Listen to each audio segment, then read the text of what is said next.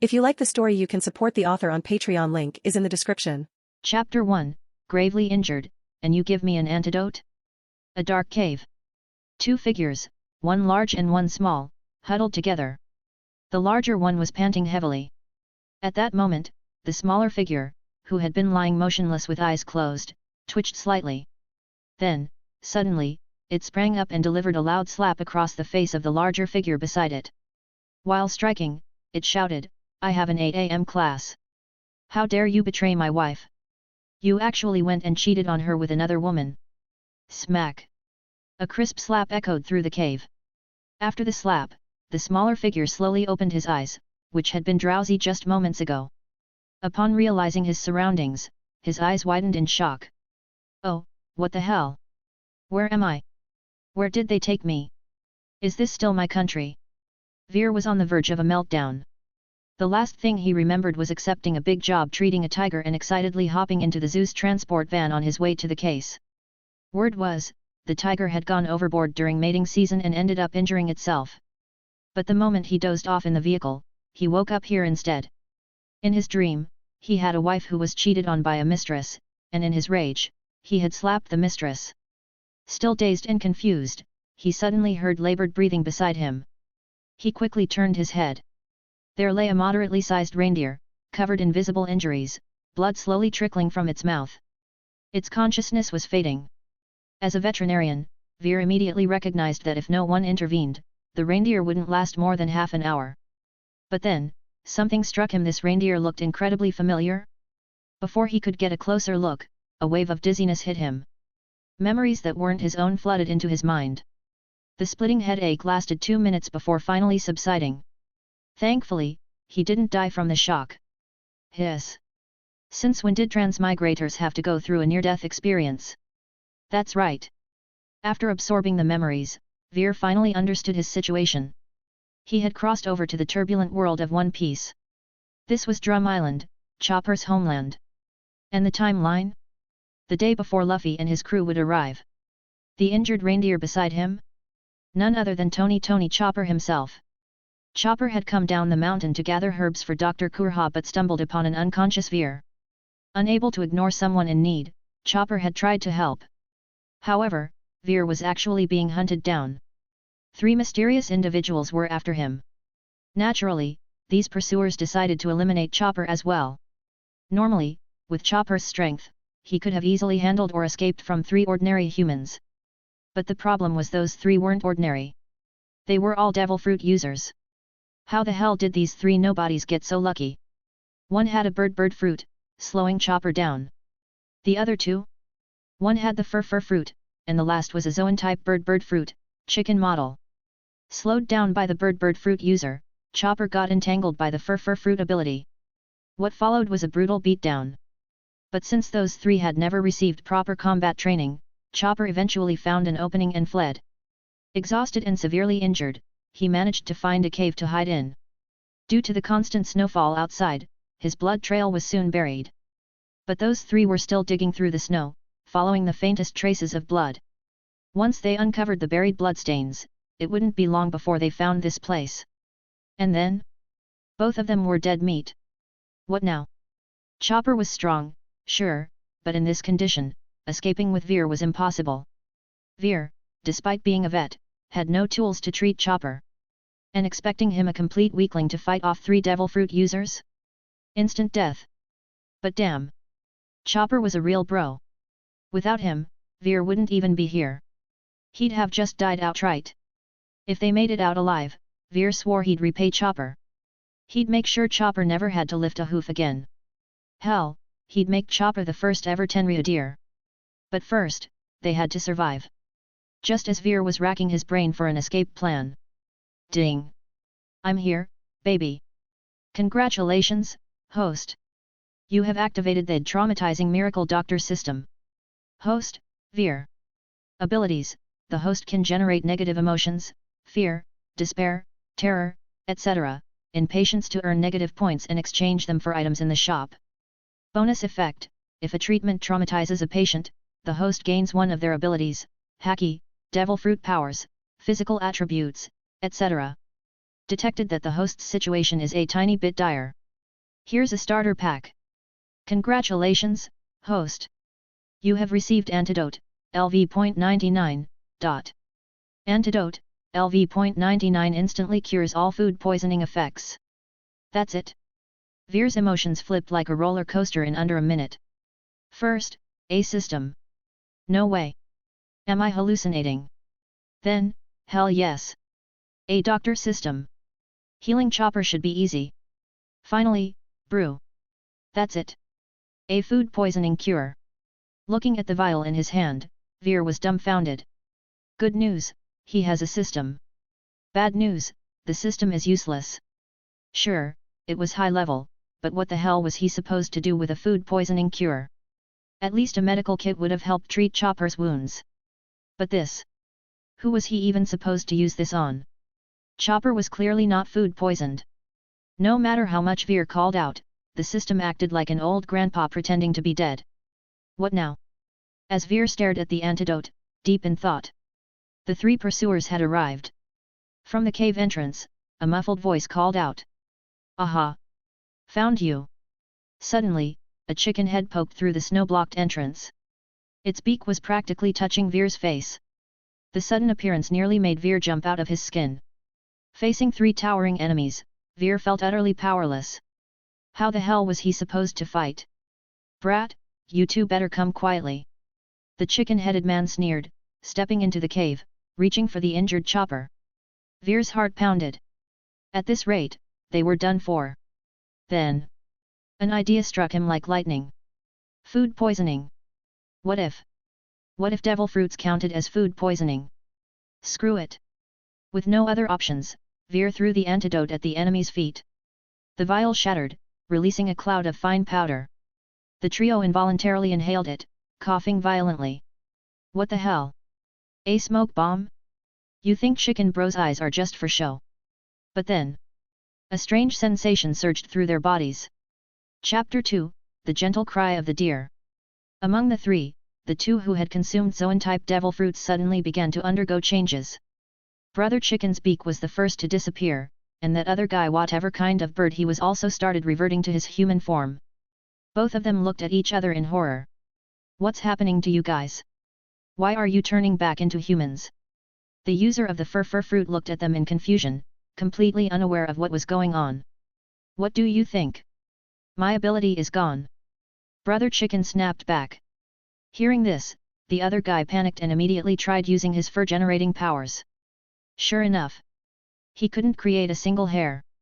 All three of them turned to look at Veer at the same time, their faces filled with absolute terror. What kind of ability was this? This guy. This guy. He could erase devil fruit powers. They had lived for so long, yet they had never heard of such a thing. This was beyond comprehension. Even Chopper, who was groggily watching from the side, had an expression of complete disbelief. Who the hell are you? How can a monster like you exist in this country? Brother Chicken shouted in horror.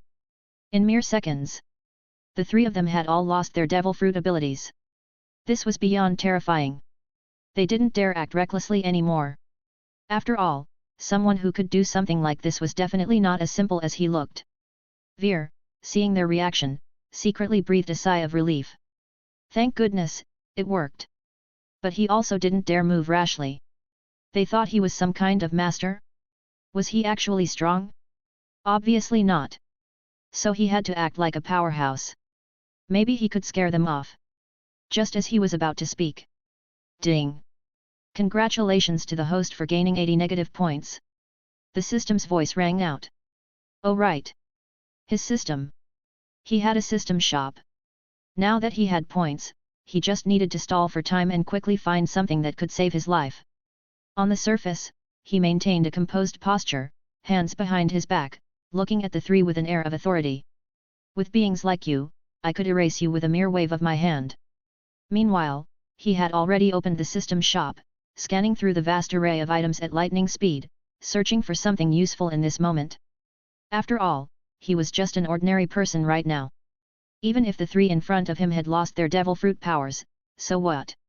They were still normal people in the world of pirates. Could normal logic apply to them? Not to mention, 3 against 1 he'd be toast in an instant. He could only rely on the system. Hearing his words, the three of them shuddered slightly. Erased in an instant? Was he bluffing? They exchanged glances. What do you think? Should we retreat? No point risking our lives for those few berries, right? The fur fruit user asked Brother Chicken. Brother Chicken was their leader. He really wanted to turn and run, but if he did, his boss would skin him alive later. Run? Run where? He's just bluffing. In Brother Chicken's dictionary, there's no such thing as retreat. Hearing this, the other two face-palmed. This guy was great at everything, except his brain wasn't wired right. Risking your life for a few measly coins, what kind of logic was that? Let's observe a bit more. Be ready to strike at any moment. At that moment, Veer finally found an item in the system shop that made his eyes light up. Healing, energy boosting, near-death reviving, external injury restoring special serum. Price, 80 negative points, first time purchase discount for new users. Original price, 200,000. Note, the new user status lasts only for 3 minutes after obtaining the system. Effect, can heal most external injuries. The injected person will instantly feel rejuvenated and, even if on the brink of death, will temporarily regain the ability to act. Note, this item cannot be stored. If not used within 3 minutes, it will disappear. If he used this on Chopper, dealing with these three would be a piece of cake. This item seemed precious, but if he didn't use it now, he might never get it again. The three in front of him were already on the verge of attacking. He had to intimidate them again. You dare doubt me? Watch closely. I'll show you my ability to create objects out of thin air. Even though Veer was cringing internally, feeling second-hand embarrassment to the extreme, he still spoke with unwavering confidence. Hearing this, the three stopped hesitating. Creating objects out of thin air? That's impossible. You haven't even eaten a devil fruit, how could you have that ability? Brother Chicken looked unconvinced. The other two felt the same. Kid, stop trying. But before he could finish, a syringe suddenly appeared in Veer's hand. This unexpected scene made the three of them widen their eyes in shock.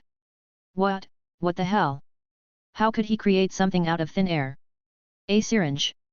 Just a syringe wouldn't have surprised them too much. But this syringe was massive. Veer was now holding a syringe taller and thicker than himself, looking absolutely dumbfounded. What the hell? What the hell is this? Why doesn't it look like what was shown in the system shop? The shop displayed a tiny, normal-sized syringe. Where was the disclaimer about an enlargement feature? If it was this big, at least put a note. And it had to appear directly in his hands. If this thing had dropped from above, he'd be skewered. It was also ridiculously heavy. Veins bulging, Veer struggled to hold it up. Well? Is this proof enough? Veer forced out the words through gritted teeth, his face flushed red from the strain. Although the three were shocked by his ability, seeing his trembling hands and strained expression, their doubts didn't completely fade. Isn't he just weak? Could he still be bluffing? The other bird fruit user was beginning to suspect again. Veer realized he couldn't keep up the act much longer. This system was seriously screwing him over. Fine. Time for Plan B. He pointed at Chopper and said, that guy ruined your plans, right? You were going to kill him anyway. Now that you've lost your powers, it'll be harder for you. How about I help you out? Hearing this, the three nodded in agreement. They had just lost their abilities and felt significantly weaker. Since this guy was willing to do it for them, why not save their strength? But wasn't he their target? Why was he helping them? Was he trying to earn their mercy? Meanwhile, Chopper was utterly breaking down. Big bro. I saved you. Why are you turning around and trying to kill me? That terrifyingly massive needle made Chopper nearly wet himself. But he couldn't even move right now. He regretted everything. Why did he save this guy? If he had known how twisted Veer was, he wouldn't just have ignored him, he'd have stomped on him a couple of times for good measure. Ding! Congratulations to the host for gaining 100 negative points. Hey? Just from Chopper alone? So the amount depended on the person, hey? As Veer was pondering this, he acted swiftly. The enormous needle plunged into Chopper's rear. Asterisk row AAAAR. Asterisk. A deafening cry echoed through the cave. Chopper screamed in agony. The needle nearly impaled him. But then, his injuries rapidly healed, his energy returned, and his strength surged. Chopper. This is a healing serum. How do you feel? Chapter 3, Master? You want to learn from me? Ding! Congratulations, host! You have acquired the ability, Leg Enhancement. Leg Enhancement instantly boosts leg strength upon activation. Outside the cave, the three brothers finally snapped back to their senses. Why is this guy being so nice? That thing can't be for healing, can it? Although it looks scary, it's still a syringe. The possibility of a syringe being used to save someone is just too high. The three of them couldn't hold back any longer. Stop wasting time. Get him. The three hulking men roared as they charged toward Veer, looking as if they were about to tear him apart. Seeing this, Veer raised the now empty syringe, its thick needle pointing directly at them. But these guys weren't just random thugs, they had been fighting together for years and had excellent teamwork. One of them rushed forward and grabbed the syringe's needle, while the other two attacked from the left and right. The situation was looking grim. Chopper! Veer shouted at the top of his lungs. The moment his voice fell, a massive reindeer with towering antlers came charging in. Veer activated leg enhancement and leaped high into the air. At the same time, Chopper lowered his head. Their coordination was seamless. Veer landed steadily on Chopper's back. But the three brothers? They had no way to escape. The cave was only so big. Chopper's antlers barely had enough space to swing. As the reindeer charged forward, the three men were left in utter disbelief. Weren't you supposed to be on the brink of death? How are you still moving? They knew exactly how brutally they had beaten Chopper earlier. They had seen the extent of his injuries with their own eyes. So how was he still standing? Chopper ignored them completely. He charged ahead, his antlers crashing straight into them. Once formidable fighters, the three had now lost their devil fruit abilities and were nothing more than regular men. There was no way they could stand against Chopper. With a loud bang, all three of them, without exception, were sent flying. The force of the impact sent them soaring high into the air, disappearing from Veer's line of sight. Watching them vanish, Veer finally exhaled in relief. I survived. As he spoke, he slumped onto Chopper's back. Chopper. Once again, he owed everything to Chopper. Just wait. Once I make it big. Despite the fact that Veer himself hadn't exerted much effort only administering the syringe, he still felt utterly exhausted. His body was simply too weak. Ding! Congratulations, host! You have gained 60 negative points. The system's voice chimed once again. Tisk! Since he had cured their food poisoning, the system probably recognized those three as his patients. Now that they were sent flying, the fear they felt also gave him a lot of negative points. He could only accumulate negative points from patients.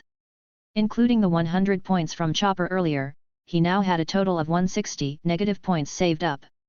That should be enough to exchange for something decent. That syringe, although very effective, was too much for an ordinary person to handle. If you didn't inject the whole thing, it wouldn't work. It probably wasn't supposed to be like this. In the systems shop, it looked fine. Was it because of the newbie discount that it turned out like this? You really get what you pay for. At this moment, Chopper, feeling his completely recovery, was in disbelief. That injection had been terrifying. The process had been painful as hell. But the results? Absolutely undeniable. He had never seen such a powerful medicine before. And what's more, this medicine was conjured out of thin air by Veer. That enormous syringe. How did he even do it? Thinking back to that monstrous needle, Chopper shuddered. His butt was still burning from the pain. Even though the puncture wound had healed, the trauma in his heart would last a lifetime. And then there was that powder, the one that could erase devil fruit abilities. Chopper recognized it instantly. It was a vial of powdered medicine. A medicine capable of nullifying devil fruit abilities. This was beyond anything Chopper had ever known. At first, after witnessing the powder's effects, Chopper had developed a deep respect for Veer. But when Veer had bluntly declared that he was going to stab him to death with that giant needle, all of that respect had vanished in an instant. However, when he found out that it was medicine to save him, and that the medicine was so incredibly effective, Chopper's admiration for Veer returned. Feeling Veer's steady breathing on his back, Chopper blushed slightly. He had always been shy around new people. The only reason he had saved Veer was that there was something special about him. And now he realized just how incredible Veer really was. Ding! Congratulations, host! You have gained 30 negative points. Hey? What's going on? More points? Who was scared now? Veer glanced around in confusion but found no one nearby. What's going on? Could it be Chopper again? Does lingering fear count? Was it because of the needle? Hey, little reindeer, did that injection hurt you? Veer tested the theory immediately. The moment he asked, Chopper's expression darkened. The emotional wound that had just begun to heal was ripped open once again. It wasn't that bad. Ding! Congratulations, host! You have gained 10 negative points. Negative points from the same event an individual will decrease significantly over time. As expected. Lingering fear counted, but the yield was much lower. The first wave was definitely the most valuable. Veer began contemplating his next move. Are you a doctor? Chopper timidly asked. Veer snapped out of his thoughts. A doctor? At best, he was a veterinarian. Calling himself a doctor was a bit of a stretch. But when he met Chopper's eager, admiring gaze, the words that were about to come out of his mouth got stuck. He had a miracle doctor system. Becoming a doctor was only a matter of time, right? Yes, I'm a doctor. Veer answered with a straight face. Then, did you make those medicines yourself? Chopper asked weakly. Still distracted by his thoughts on maximizing negative points, Veer answered absent-mindedly. Of course. I just whip them up when I'm bored. They're nothing special, just some low-tier stuff I use to deal with small fry. Then he fell back into deep thought. Meanwhile, Chopper was utterly shocked. What? That insanely powerful medicine was just low-tier junk to him? Then just how strong was he? Chopper's worldview as a doctor was completely shattered. Chopper's mouth hung open in shock. This person! This person! He must be the greatest doctor in the world. No one could possibly be stronger than him. At this moment, Chopper's ambition, his dreams, and Dr. Hyriluk's legacy began to stir within him. He wanted to learn from this person. He wanted to create a cure-all medicine. He wanted to become the greatest doctor. He wanted to make Dr. Kureha proud. Please take me as your disciple. I want to learn how to make medicine from you. Chopper shouted with determination. But his sudden outburst startled Veer. Coming back to his senses, Veer was a bit confused. What's going on? Why is he suddenly asking to be my disciple? Take Chopper as my disciple? Well, I don't actually know how to make medicine. He was about to refuse, but seeing the hopeful look in Chopper's eyes, he suddenly thought of something. He wondered if the amount of negative points gained was related to the person's importance. He tentatively asked the system. To his surprise, the system actually responded. Ding! Important characters in the One Piece world, those connected to the Chosen One, will yield more negative points. The stronger the character, the more negative points you will gain. Just as I thought. The system's response confirmed Veer's suspicions. The Chosen One was undoubtedly Luffy. That made sense. After all, the people connected to the protagonist are the important ones. In that case, the only way to maximize his gains was to join the Straw Hat Pirates. Not only could he harvest negative points from the crew members, but he could also gain their abilities. Everyone they encountered along the way would be connected to Luffy, meaning he could gain negative points from treating them. It would definitely be better than going solo. This rule from the system essentially forced him to tie himself to the Straw Hat Pirates. He had to join them. Luffy and the others were going to arrive on the island tomorrow, but he didn't know where they would land. Drum Island was huge, and if he had to search for them, he'd be completely lost. But Veer knew that they would go to Chopper's place to find a doctor to treat Nami. If he went there, wouldn't he be able to meet them? When the time came, he could step in, cure Nami, and then help Luffy and Sanji with their injuries. He remembered they were also hurt. With the abilities he gained from them, he could help them take down Wapol, and joining the Straw Hat Pirates would be a natural next step. Plus, he could be Chopper's mentor. His future was looking bright. Chapter 4, The Flustered Little Deer. As long as he joined the Straw Hat crew, his growth rate would skyrocket. After all, they were always getting injured. And injuries needed treatment, right? At that time, pinch, pinch, pinch. One by one, he'd heal them until they were completely at his mercy. As long as the ones he treated developed psychological trauma, he could even gain abilities from them. Simply invincible. Injured once? Healed once. Each time, the treatment method would be different. Each time, they would be left with trauma. At that point, he might even be able to snatch the Nika fruit. Though honestly, he didn't think that fruit was all that useful. Thinking about this, taking Chopper as a disciple didn't seem like a bad idea. Even though he had no medical skills now, he had the system. What didn't the system have? As long as he had enough negative points, he could even modify Reionize giant cucumber into a full-blown battleship. Mixing up a few medicines? Piece of cake. With that in mind, Veer immediately agreed to Chopper's request. Alright, since you're so sincere about becoming my disciple, I'll accept you. But you'd better work hard in the future. Hearing this, Chopper was overjoyed. His face lit up with a big smile as he thanked Veer. Thank you. Thank you so much. I'll definitely work hard. I won't let you down, Master. Oh, by the way, my name is Chopper. No need to call me Master, just call me Big Bro Veer. Alright. Big Bro Veer. Everyone was happy, truly happy. Chopper was happy. Veer was happy. Both of them were grinning ear to ear. Chopper, Big Bro doesn't have a place to stay right now. How about letting me crash at your place for the night? Veer said with a sly smile, revealing his true intentions. Hearing this, Chopper hesitated. Dr. Kureha, she wouldn't be easy to convince. After all, she had quite the fiery temper. No strangers had ever stayed at their home before. But he had just become Veer's disciple. Letting his Big Bro sleep on the streets? Would Big Bro be disappointed in him? Would he kick him out? Could this be a test of his loyalty? That seemed very possible. After all, wasn't there always an observation period after becoming a disciple? Thinking this through, Chopper finally nodded. Of course. I'll take you home right now, Big Bro. Good, good. This was a test for you, and you passed. You're quite the promising student. Veer smirked. But Chopper, feeling proud of being praised, suddenly trembled and accidentally threw him off. Whenever he was complimented, he just couldn't control his body from wiggling around. Caught off guard, Veer was launched into the air. It's not that big a deal, just normal. Watching Chopper's reaction, Veer was left speechless. This little guy could start wiggling at any moment. Only then did Chopper notice Veer lying on the ground.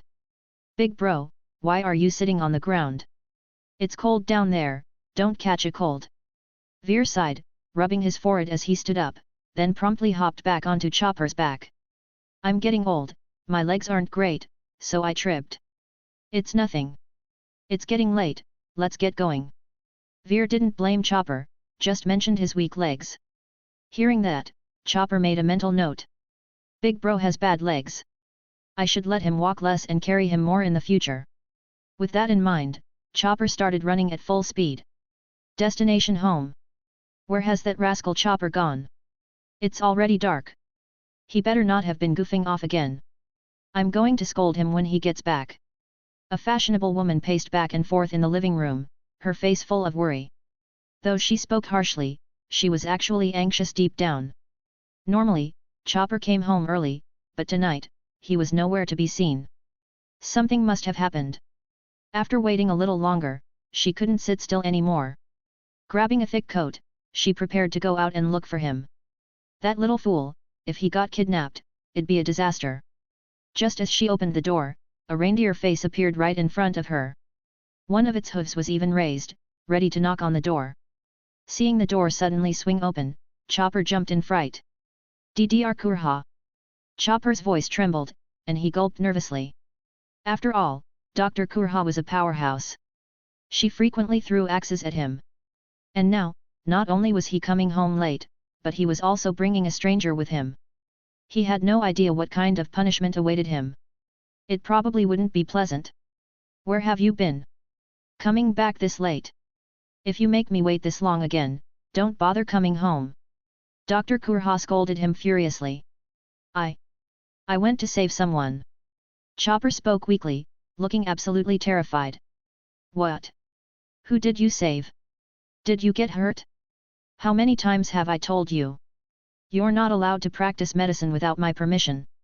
Why won't you listen? She scolded him angrily, but as she spoke, she started checking him for injuries. But as she examined him, she suddenly stopped. She had noticed the young man standing nearby. Who are you? What are you doing here so late? Dr. Kureha glared at Veer with suspicion. Dr. Kureha? He saved my life today. He's my savior. Seeing her hostility, Chopper quickly explained. What? He saved you? What happened? I was attacked while saving him. He rescued me. And, can he stay at our place for the night? Chopper explained, but his words only made Dr. Kureha angrier. You saved him? Why did you save him? And now you want him to stay the night? No way. He needs to leave. Or you can go with him. She turned around and started heading inside. Chopper stood outside with a pleading face, but she showed no sympathy. She was about to shut the door. This kid was too soft-hearted. He needed to learn that not everyone could be brought home. Just as she was about to close the door. Pop! A distinct sound rang out. She knew that sound all too well. She instinctively looked toward the source. There stood Veer, smiling, holding an open bottle of Fishan Mutai. The rich aroma of the liquor instantly filled the air. The moment she caught the scent, her expression completely changed. A look of pure bliss appeared on her face. As a fine wine-loving, eternally youthful beauty, this was simply too tempting. Even her mouth started to water. Chapter 5, How can you compete with a deer? Chopper really was useless in this situation. It had to be Veer himself who took action. A bottle of premium Fishan Mutai, how could he not secure a place to stay with this? Beautiful lady, would you be so kind as to let me stay here for the night? As payment, this bottle of fine liquor is yours. Veer made his move at the perfect moment. Dr. Kureha couldn't help but smile upon hearing his words. This brat, though a bit cheeky and even using Chopper as a pawn, certainly had a way with words. He knew how to deal with people. Humph, you've got a silver tongue, kid. Fine, you can stay the night in the living room. But remember, just one night. With an air of authority, Kureha made her decision before grabbing Chopper and heading inside. Veer, seeing this, quickly followed behind. Once inside, he was taken aback by how spacious the house was. So big. Watching the anime didn't do it justice. Experiencing it firsthand was a whole different feeling. The walls were adorned with an assortment of guns and blades, and the floor was covered with thick bearskin rugs. A fireplace crackled warmly in the living room, casting flickering shadows, while the table still held plates of food that had gone cold. Put that bottle of liquor on the table over there. I'm taking a bath and then going to sleep. You two can do whatever you want. Kureha pointed to a table near the bathroom and spoke to Veer. With that, she turned and walked into the bath, leaving Veer and Chopper alone in the living room. Chopper, put the bottle over there. Veer addressed the little reindeer, who still looked a bit upset. Chopper was worried that his big bro might scold him for being useless. Hearing Veer's instruction, Chopper quickly grabbed the bottle and trotted over, placing it on the table before scampering back. But when he looked up, Veer was gone. Just as he was about to ask where he went, he spotted Veer seated at the dining table stuffing his face with the leftover food. Chopper immediately realized Veer had distracted him just to steal his meal. Unforgivable. Too cruel. Chopper dashed forward with a small sprint and a big leap, landing on the table and engaging in a full-on food war with Veer. Big bro, you're the worst. How could you steal a reindeer's food? This was meant for me. Chopper whined as he fought for each bite. I'm starving. Who cares whose food it was? If it's in my stomach, then it's mine. Veer countered, his mouth full, as he devoured every bite at an alarming pace. The two of them battled over the food, taking turns snatching pieces like a perfectly chaotic duo. But Chopper was clearly outmatched. Veer's food-snatching skills were on a whole different level, something a small reindeer simply couldn't compete with. Before long, Veer was completely full. He leaned back, letting out a satisfied burp. Phew! That hit the spot. Burp. Patting his stomach, he got up and plopped onto the couch, leaving a sulking Chopper sitting on the table, frustrated and defeated. Chopper! Go get me a blanket. Veer lazily ordered. Chopper, still fuming from not getting enough to eat, huffed and turned his back to Veer, refusing to acknowledge him. Tomorrow, I'll teach you some medical skills. The moment Veer spoke those words, Chopper's tiny body tensed, then launched straight into the air with excitement. He immediately dashed off to fetch a blanket, shouting, "On it! Thanks, big bro." So what if he didn't get to eat much? Skipping one meal wouldn't kill him. A wise reindeer knows when to bend and when to stand tall. If big bro wants a blanket, he'll get him a blanket. Veer couldn't help but laugh at Chopper's reaction. This little guy really was something else. No wonder he made such a great mascot. Meanwhile, Veer opened up his shop interface. The straw hats would arrive tomorrow, and he needed to find a way to treat Nami's fever. He had to save her, but he also had to traumatize her just a little. Tough choice. Fever remedy. Price, 1000 points. So expensive. Veer kept scrolling. Fever remedy. Price, 20 points. Hey? Same name, but such a huge price difference. He squinted and carefully compared the two items. After a moment, he spotted the difference. The cheaper one was just a tiny bit bigger than the expensive one. Just a tiny bit bigger. Could Nami even finish that? No way, definitely not. If it were Luffy, he wouldn't hesitate to buy it. That guy could eat anything, no matter the size. But Nami? Nope. He kept scrolling. Devil Fruit Replicator. Price, 2 million points. Antidote, LV 99. Price, 2,100,000 points. Famed Sword Shime. Price, 10 million points. Man, this shop really had everything. Even the antidote he threw away before.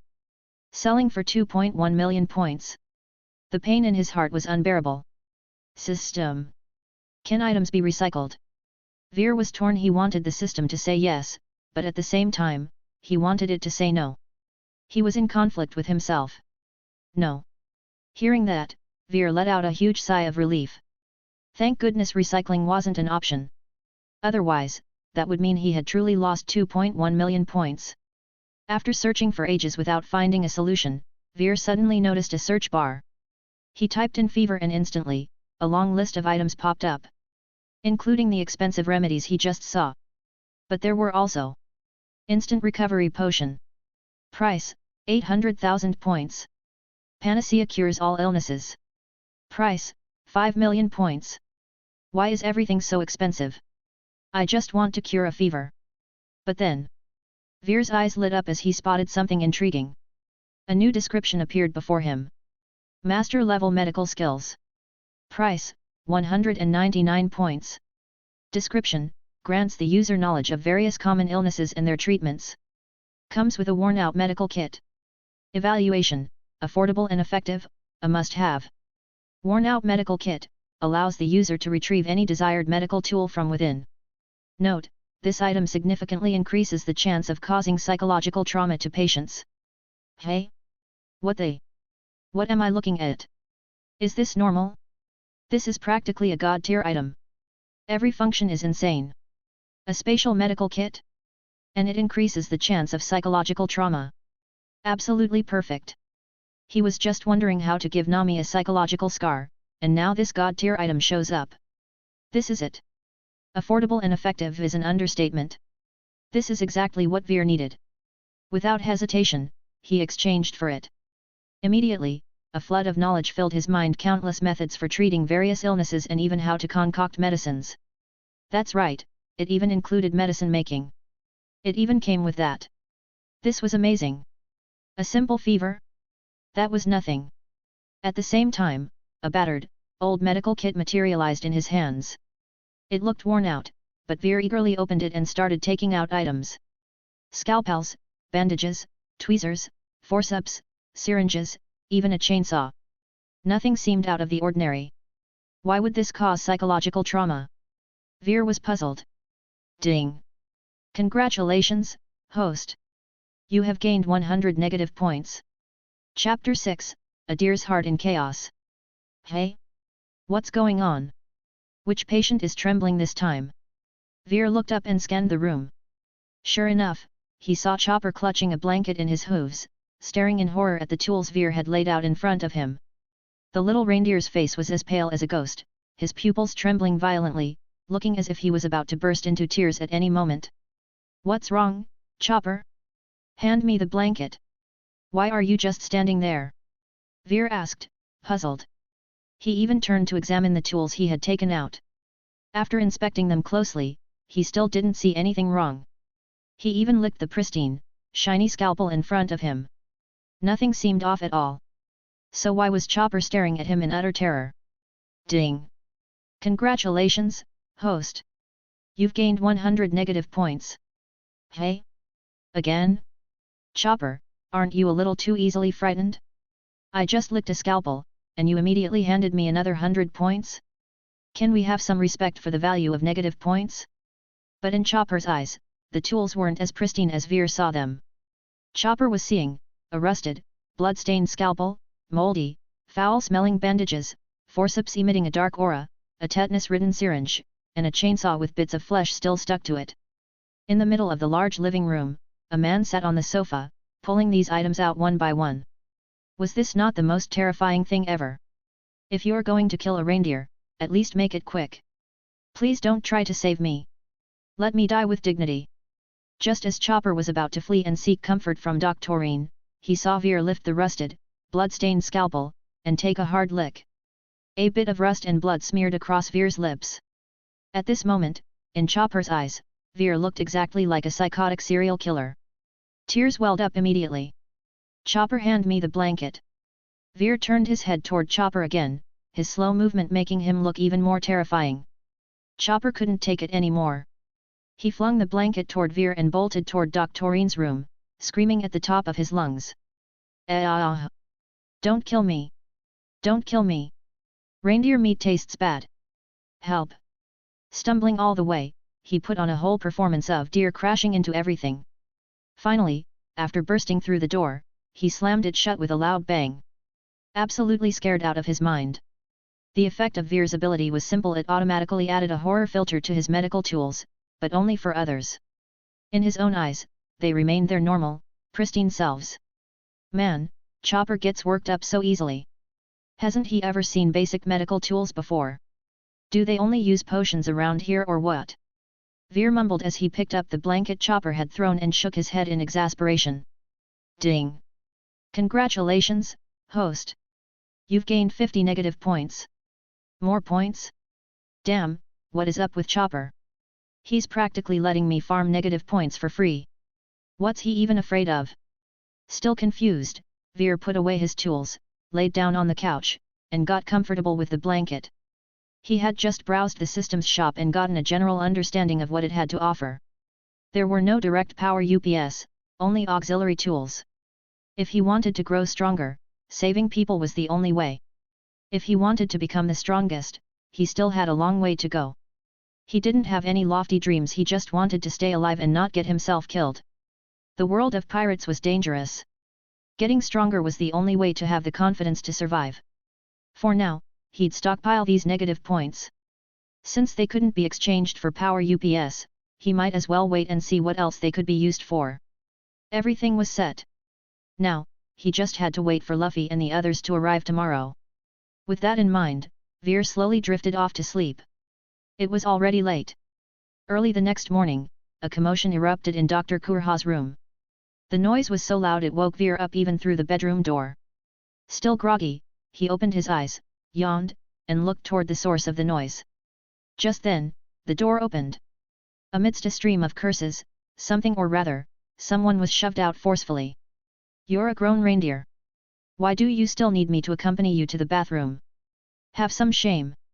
Go by yourself. Don't interrupt my beauty sleep. If you dirty my floor, you're dead." With that, the door slammed shut with a loud bam. Chopper stood outside, trembling. He was absolutely terrified. He stole a quick glance at Veer, praying that he hadn't been woken up. But as soon as he looked over, he locked eyes with Veer. "Good morning, Chopper." Veer greeted him in a flat tone. He yawned again, seeming just as calm and approachable as Chopper remembered. Chopper hesitated, scanning Veer over and over, trying to confirm whether or not he was still dangerous. Veer looked normal enough now, but Chopper still didn't let his guard down. He remained wary. "Do you need me to accompany you to the bathroom?" Veer asked. He hadn't expected Chopper to be so timid that he needed company just to relieve himself. Still, he wasn't annoyed. After all, this little reindeer was his main source of negative points. So he got up, grabbed Chopper by the hoof, and started leading him toward the bathroom. Was I just imagining things yesterday? Was it all an illusion? Chopper began doubting himself. Looking at Veer now, he ultimately decided to lower his guard and, once again, became friendly with him. You really can't guess what's going on in this little reindeer's mind. Meanwhile, at the base of the mountain, a straw hat wearing guy was scaling the cliffside. On his back was a beautiful girl with flushed cheeks, and in his mouth, he held a man seriously injured from an avalanche. Above, Veer looked at the sky and figured it was about time. Luffy should be arriving soon. All he had to do was wait. Since Chopper and the others didn't know Luffy, he could simply step in and take charge of the treatment. He led Chopper to the window. Looking out toward the cliffside, he smirked. Waiting passively? Nah, that wasn't his style. Chopper, the most important skill for a doctor is sharp eyesight. Diagnosing starts with observation, right? So now, you sit here and watch the cliffside. Train your eyes well. Once your observation skills are sharp, I'll teach you real medicine. Veer spoke with utmost seriousness, completely deceiving Chopper. Chopper, taking it to heart, even pulled out a little notebook and scribbled down Veer's words verbatim. Got it. I'll train hard, big bro. I won't disappoint you. Good. You're a quick learner. Veer patted Chopper's shoulder in satisfaction. Encouraged, Chopper focused intently on the white, snow-covered landscape. Determined to impress his big bro. Meanwhile, Veer was sitting cross-legged by the burning fireplace, sipping hot tea and reading the newspaper. Yep, all brought by Chopper. He had even eaten a sandwich Chopper made for him earlier, and it was surprisingly tasty. Veer stashed couple more into his medical kit, planning to eat them later when he got hungry. His medical kit could store items, and there was no limit to how much he could put in. It was practically a spatial item. A real-life storage ring. Just then, Chopper, still staring at the cliffside, suddenly gasped. Oh! Big bro! Something's moving over there. Chapter 7, Time to show real medical skills. Veer sprang to his feet in an instant. Without hesitation, he dashed toward the door. Come with me. The test subject has arrived. It's time for your master to showcase true medical prowess. Watch closely. I'm only teaching this once. Veer pushed the door open and stepped out, leaving Chopper with only his back to see. Chopper stared at Veer's departing figure, his eyes filled with admiration. Boss is so cool. I'm coming. Wait for me, boss. Chopper jumped down from the window and scurried after him. Meanwhile, Luffy was already on the verge of total exhaustion. His entire body trembled uncontrollably from sheer fatigue. His hands and feet were covered in blood, the skin long since torn away. His bones were faintly visible, making for a gruesome sight. To be honest, this was the first time Veer had ever seen Luffy's bones. He always thought they might not even be attached to Luffy's body. Nami and Sanji lay sprawled nearby as well. One was burning up with a high fever, the other completely unconscious. Seeing this, Veer immediately crouched down to examine Nami. With the medical knowledge in his mind, he could tell at a glance this wasn't just an ordinary fever. Lifting her eyelids, checking her pulse, and observing her complexion, Veer quickly determined the cause. It was indeed a fever, but it was caused by a venomous insect bite specifically, from a creature called the fire needle bug. If left untreated, her condition would only worsen. The medical expertise he had acquired didn't cover this specific situation. Without hesitation, he picked Nami up and carried her into the house. At the same time, he swiftly flipped through the systems shop. Chopper, who had just caught up, was left dumbfounded by what he saw. Hey! Boss, aren't you forgetting something? There are still people lying over there. Chopper's gaze flickered between Veer and the collapsed, unconscious Luffy, his face filled with uncertainty. Just drag them in too. Don't worry about them, they'll wake up soon enough. Veer's casual response came from inside the house. Hey? Just like that? Chopper was a little stunned. But he still obediently dragged Luffy and Sanji inside, albeit slowly. By now, Veer had already placed Nami on the sofa and even covered her with his blanket. Seeing Chopper come in, Veer spoke without even looking up. Put those two by the fireplace. They'll wake up once they warm up. Chopper, without question, did as he was told. Got it. Veer's eyes schemed over the numerous treatment options available for this illness in the systems shop. He started with the cheapest ones. No point looking at the expensive ones, it was a waste of time. Right now, he only had the 250 negative points Chopper had earned for him yesterday, which severely limited his purchasing power. Heat dispersing pill. Price, 20 points. Pass. There was no way Nami could take something like that in her current state. He needed something that didn't require her cooperation. Seconds ticked by, and soon, even the other two had woken up. They groggily observed their surroundings, only to see Veer standing motionless and Nami lying on the sofa. Despite their confusion, Luffy hadn't forgotten the reason he had fought so hard to make it here. Hey, that's my crewmate. She's in serious trouble. Do you have a doctor here? Can you please treat her? Luffy pleaded with sincere urgency, staring at Veer. But Veer, completely focused on finding a solution, ignored him.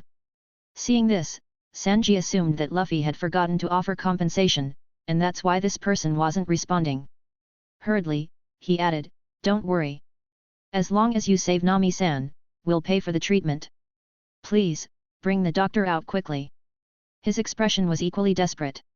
Nami's condition was their top priority. They were even willing to humble themselves before a stranger. Even after hearing this, Veer didn't budge an inch. Just when they started suspecting he was deaf, Chopper couldn't stand it anymore. "Shut up. My master is thinking about how to save her. He's not just a doctor here, he's the greatest doctor in the world." They hadn't seen Chopper yet, but hearing his voice made them glance at Veer with newfound intensity. Could such a young man really be a medical expert? Sanji found it hard to believe. But Luffy didn't care about any of that. "Really? That's amazing. Thank you. Please, you have to save Nami. She's an important member of my crew." Chopper, now visibly annoyed, finally couldn't hold back anymore. With a jump, he leapt from the recessed armrest of the sofa and landed in front of the two men. "I said my master is thinking. Stop making noise, will you?" Chopper was usually shy, yet he had no problem snapping at two strangers right now. All because Veer was here, his confidence soared. "A reindeer? A talking reindeer? A talking reindeer? What's going on here?" Lying weakly to the side, Luffy's eyes widened in shock as he stared at the speaking reindeer. His mouth hung open in disbelief. Starving as he was, he couldn't stop the tears from welling up in his eyes. "Meat? Reindeer meat?" Just as he was about to make a move, Veer finally acted. Veer pulled out his medical kit from beside the sofa, opened the lid, and reached inside. "Master has figured it out." Chopper shouted in delight. "Oh! Really? That's great. Nami's going to be saved." Luffy and Sanji were overjoyed. They all turned their excited gazes toward Veer, watching his every move intently. Even Luffy momentarily abandoned his plan to take a bite out of Chopper. Nami's condition was essentially a case of poisoning.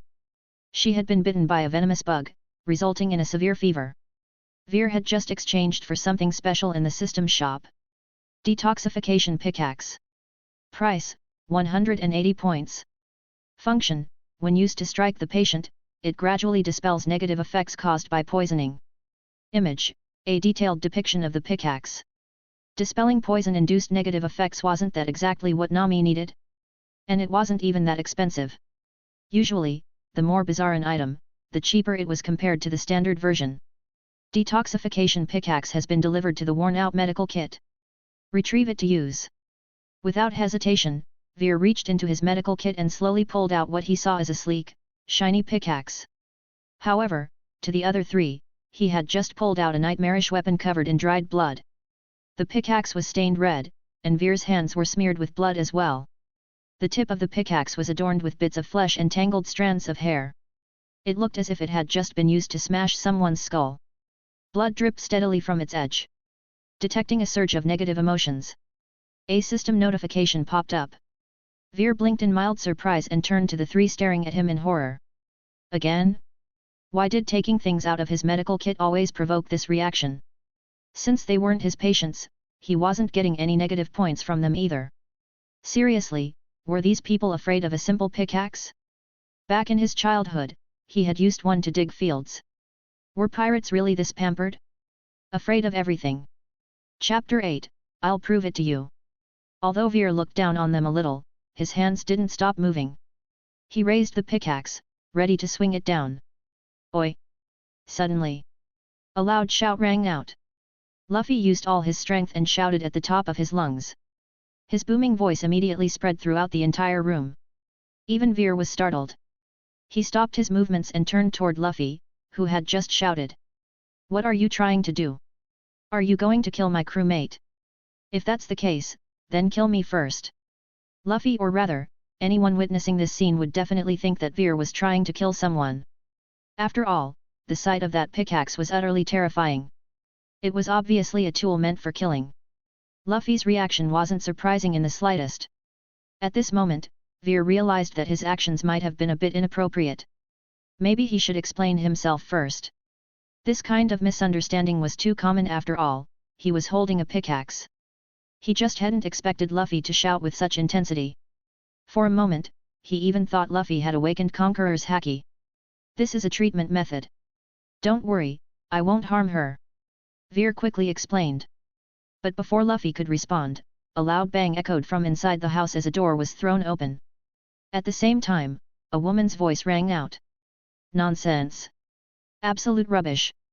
What kind of treatment method is that?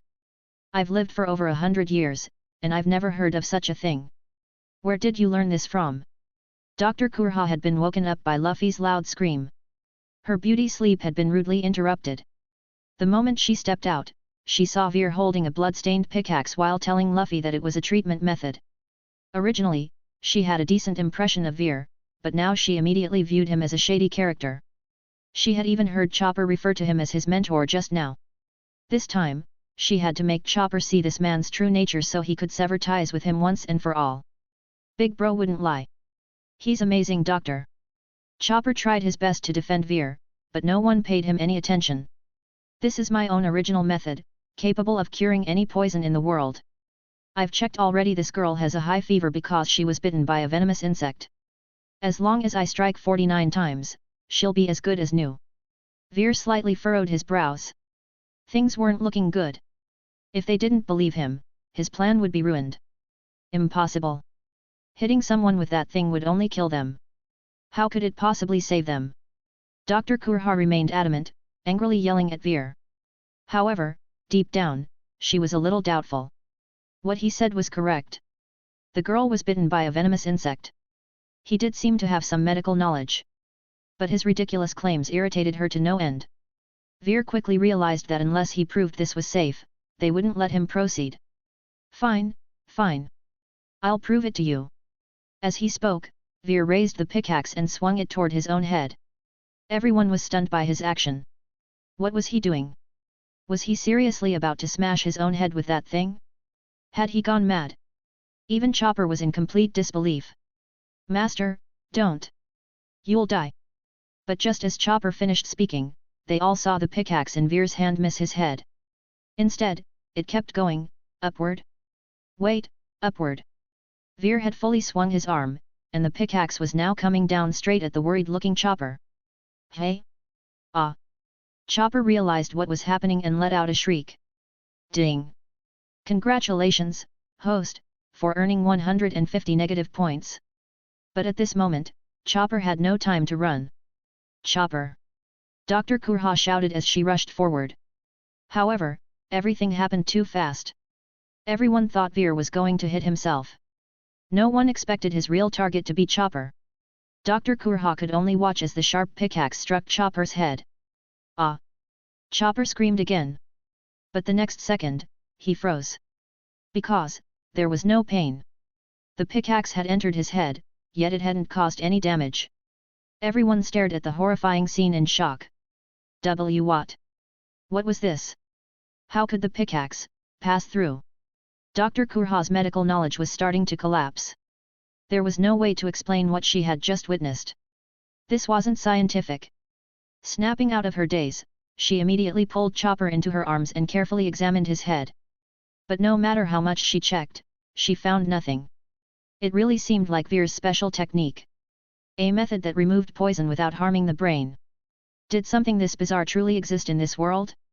At this moment, Dr. Kureha was beginning to believe Veer's words. After all, the truth was right before her eyes. And from Veer's earlier words, she could tell he truly had medical knowledge. So, was this really just a treatment method? Seeing Chopper completely unharmed, Luffy, who had been standing still, suddenly jumped up and ran over to check Chopper's head. There was no hole. He was perfectly fine. It was only now that Luffy realized he had completely misunderstood Veer. That really was a treatment method. Veer was doing his best to save Nami, yet Luffy had doubted him. How embarrassing. Just then, the noisy commotion caused Nami to groggily open her eyes. She could vaguely make out a figure standing before her. She hadn't yet figured out what was happening. I'm sorry. Luffy's attitude shifted in an instant. He immediately bowed at a 90-degree angle to apologize to Veer. I'm sorry for doubting you. Please continue treating Nami. Luffy? Who was Luffy talking to? Was it the person in front of her? Was he asking this person to save her? And, what was that in his hand? Why did it look so weird? Then, as Nami's vision cleared, she finally saw the object in his hands. That was a mining pickaxe. What was he trying to do? Nami's mind raced. Veer looked at the now conscious Nami and didn't hesitate. He swung his arm in a wide arc and brought the pickaxe down on her head. This time, the swing was much more forceful than when he hit Chopper. It looked as if he was going to smash her into pieces. Even Luffy, who had just asked for his help, tensed up and clenched his butt cheeks. His face was filled with extreme anxiety. As for Nami, her eyes widened in horror, her powerless body trembling as she let out a terrified scream. What are you doing? No. The pickaxe struck her head with a loud thud. This was a real, up-close pickaxe. Nami gasped for breath. Her eyes were filled with utter terror. Her heart rate skyrocketed to 180. Her body trembled uncontrollably from fear. Ding! Congratulations, host, you have earned 400 negative points. Ding! Congratulations, host, you have earned 350 negative points. Ding! Congratulations, host, you have earned 250 negative points. The system notifications in Veer's mind were coming in rapid succession. Veer's face was practically glowing with joy. This is perfect. His gaze toward Nami became almost maniacal. Negative points. Give me more negative points. Without stopping, Veer raised the pickaxe again and brought it down once more. And it was clear that this time, he swung it with even more force. Nami, unable to move, dodge, or escape, could only watch as the pickaxe came down on her body again and again. Each strike was accompanied by a scream.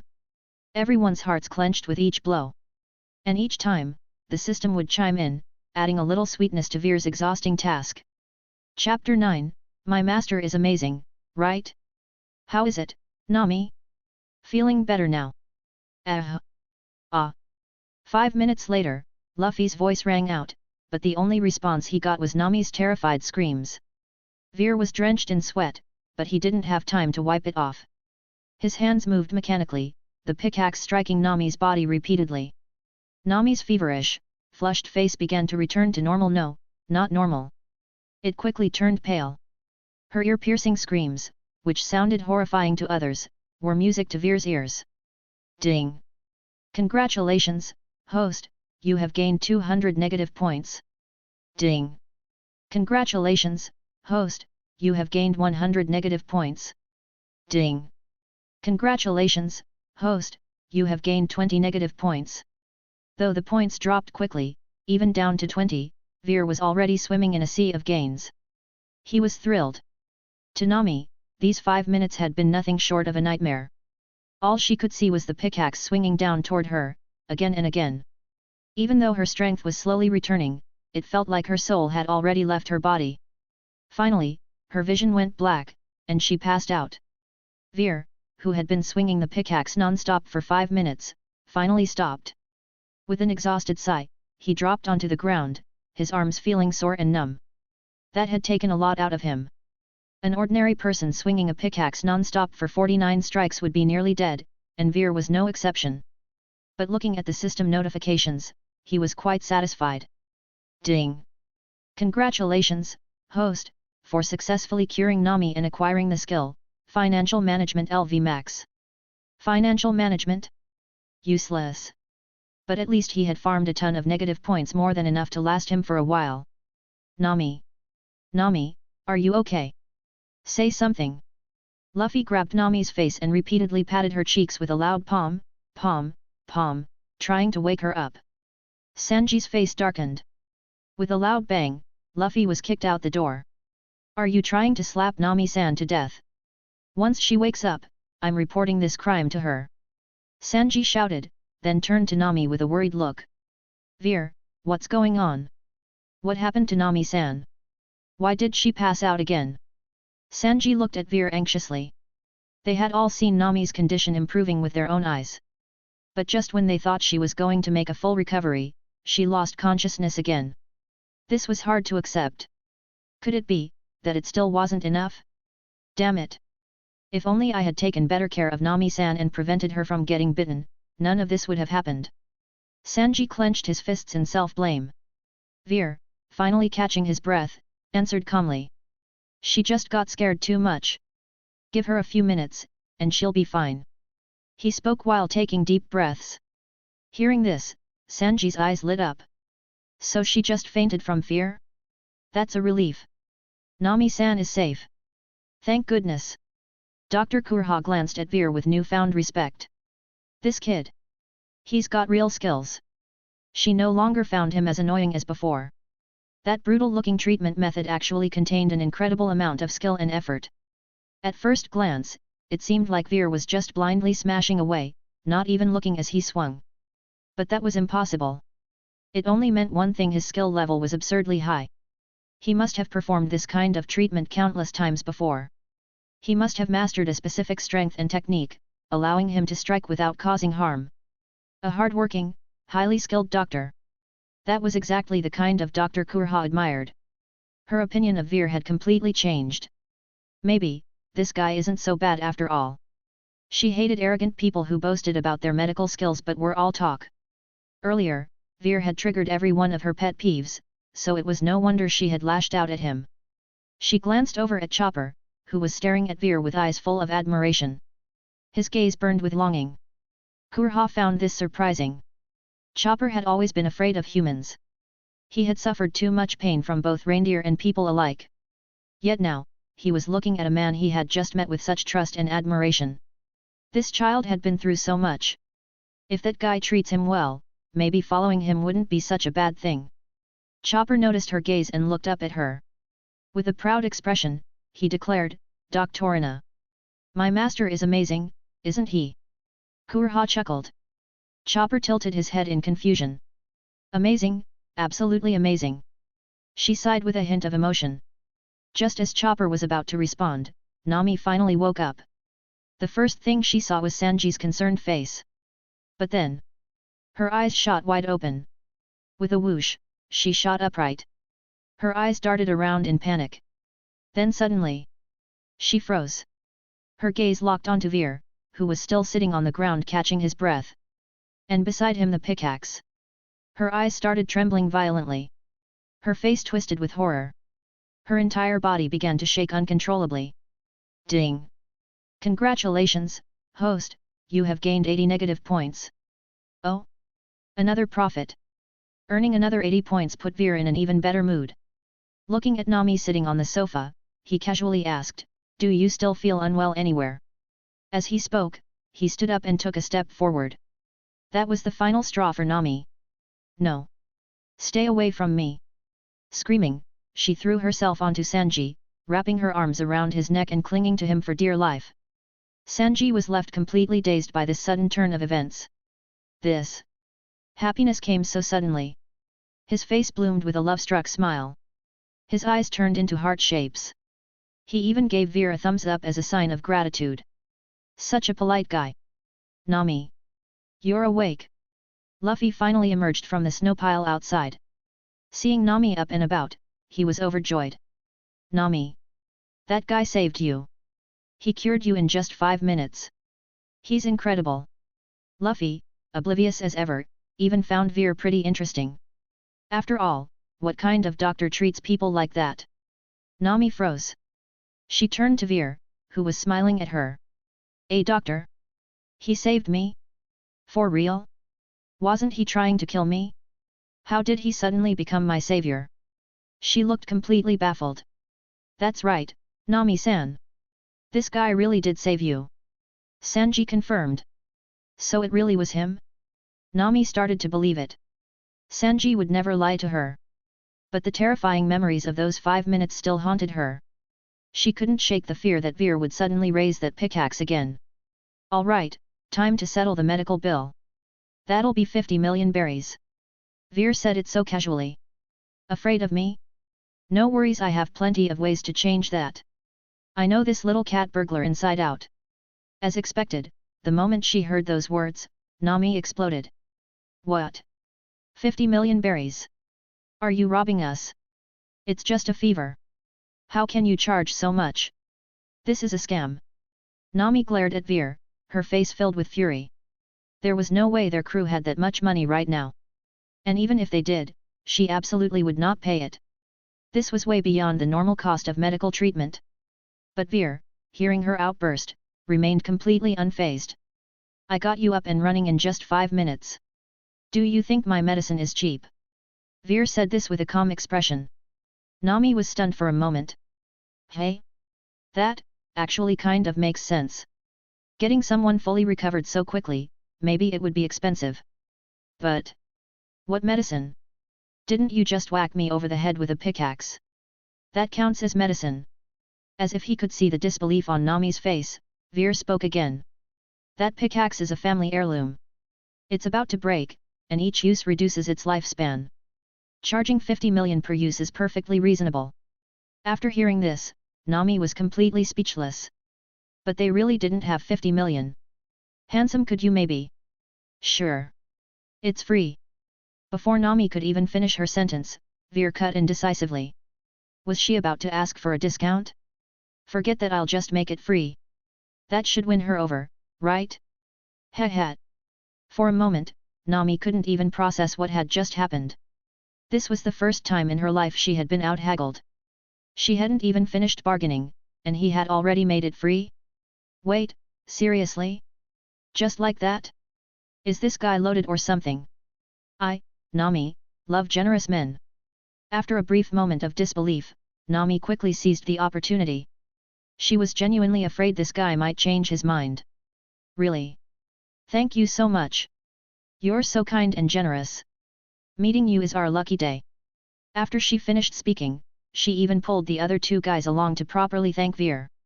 Watching Nami's reaction, Veer finally nodded to himself in satisfaction. All right. Now she's not scared anymore. The biggest obstacle to joining the Straw Hats was gone. The chances had increased significantly. Chapter 10, Bleg. But just at that moment, a loud boom echoed through the air. It sounded like the firing of a cannon. Immediately after, an explosive crash erupted from the entrance. Everyone turned toward the source of the sound. The front gate had already been blasted to pieces. Through the gaping hole, they could see a massive figure standing outside, a rotund man with striking purple hair. It was none other than the former king of this land, Wapol. After their encounter at sea with Luffy and the others, suffering a humiliating loss, Wapol had chased them all the way back to Drum Island. "Muhahaha! Get out here! Or I'll reduce this place to rubble!" Wapol's arrogant voice bellowed from outside. Veer watched as Wapol ranted and raved beyond the broken doorway, his brows furrowing slightly. How did this guy get here so fast?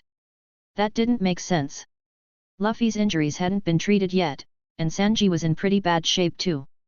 Chopper alone wasn't strong enough to take on Wapol. This was a serious problem. Originally, Veer had planned to heal both Luffy and Sanji, allowing them to fight at full strength.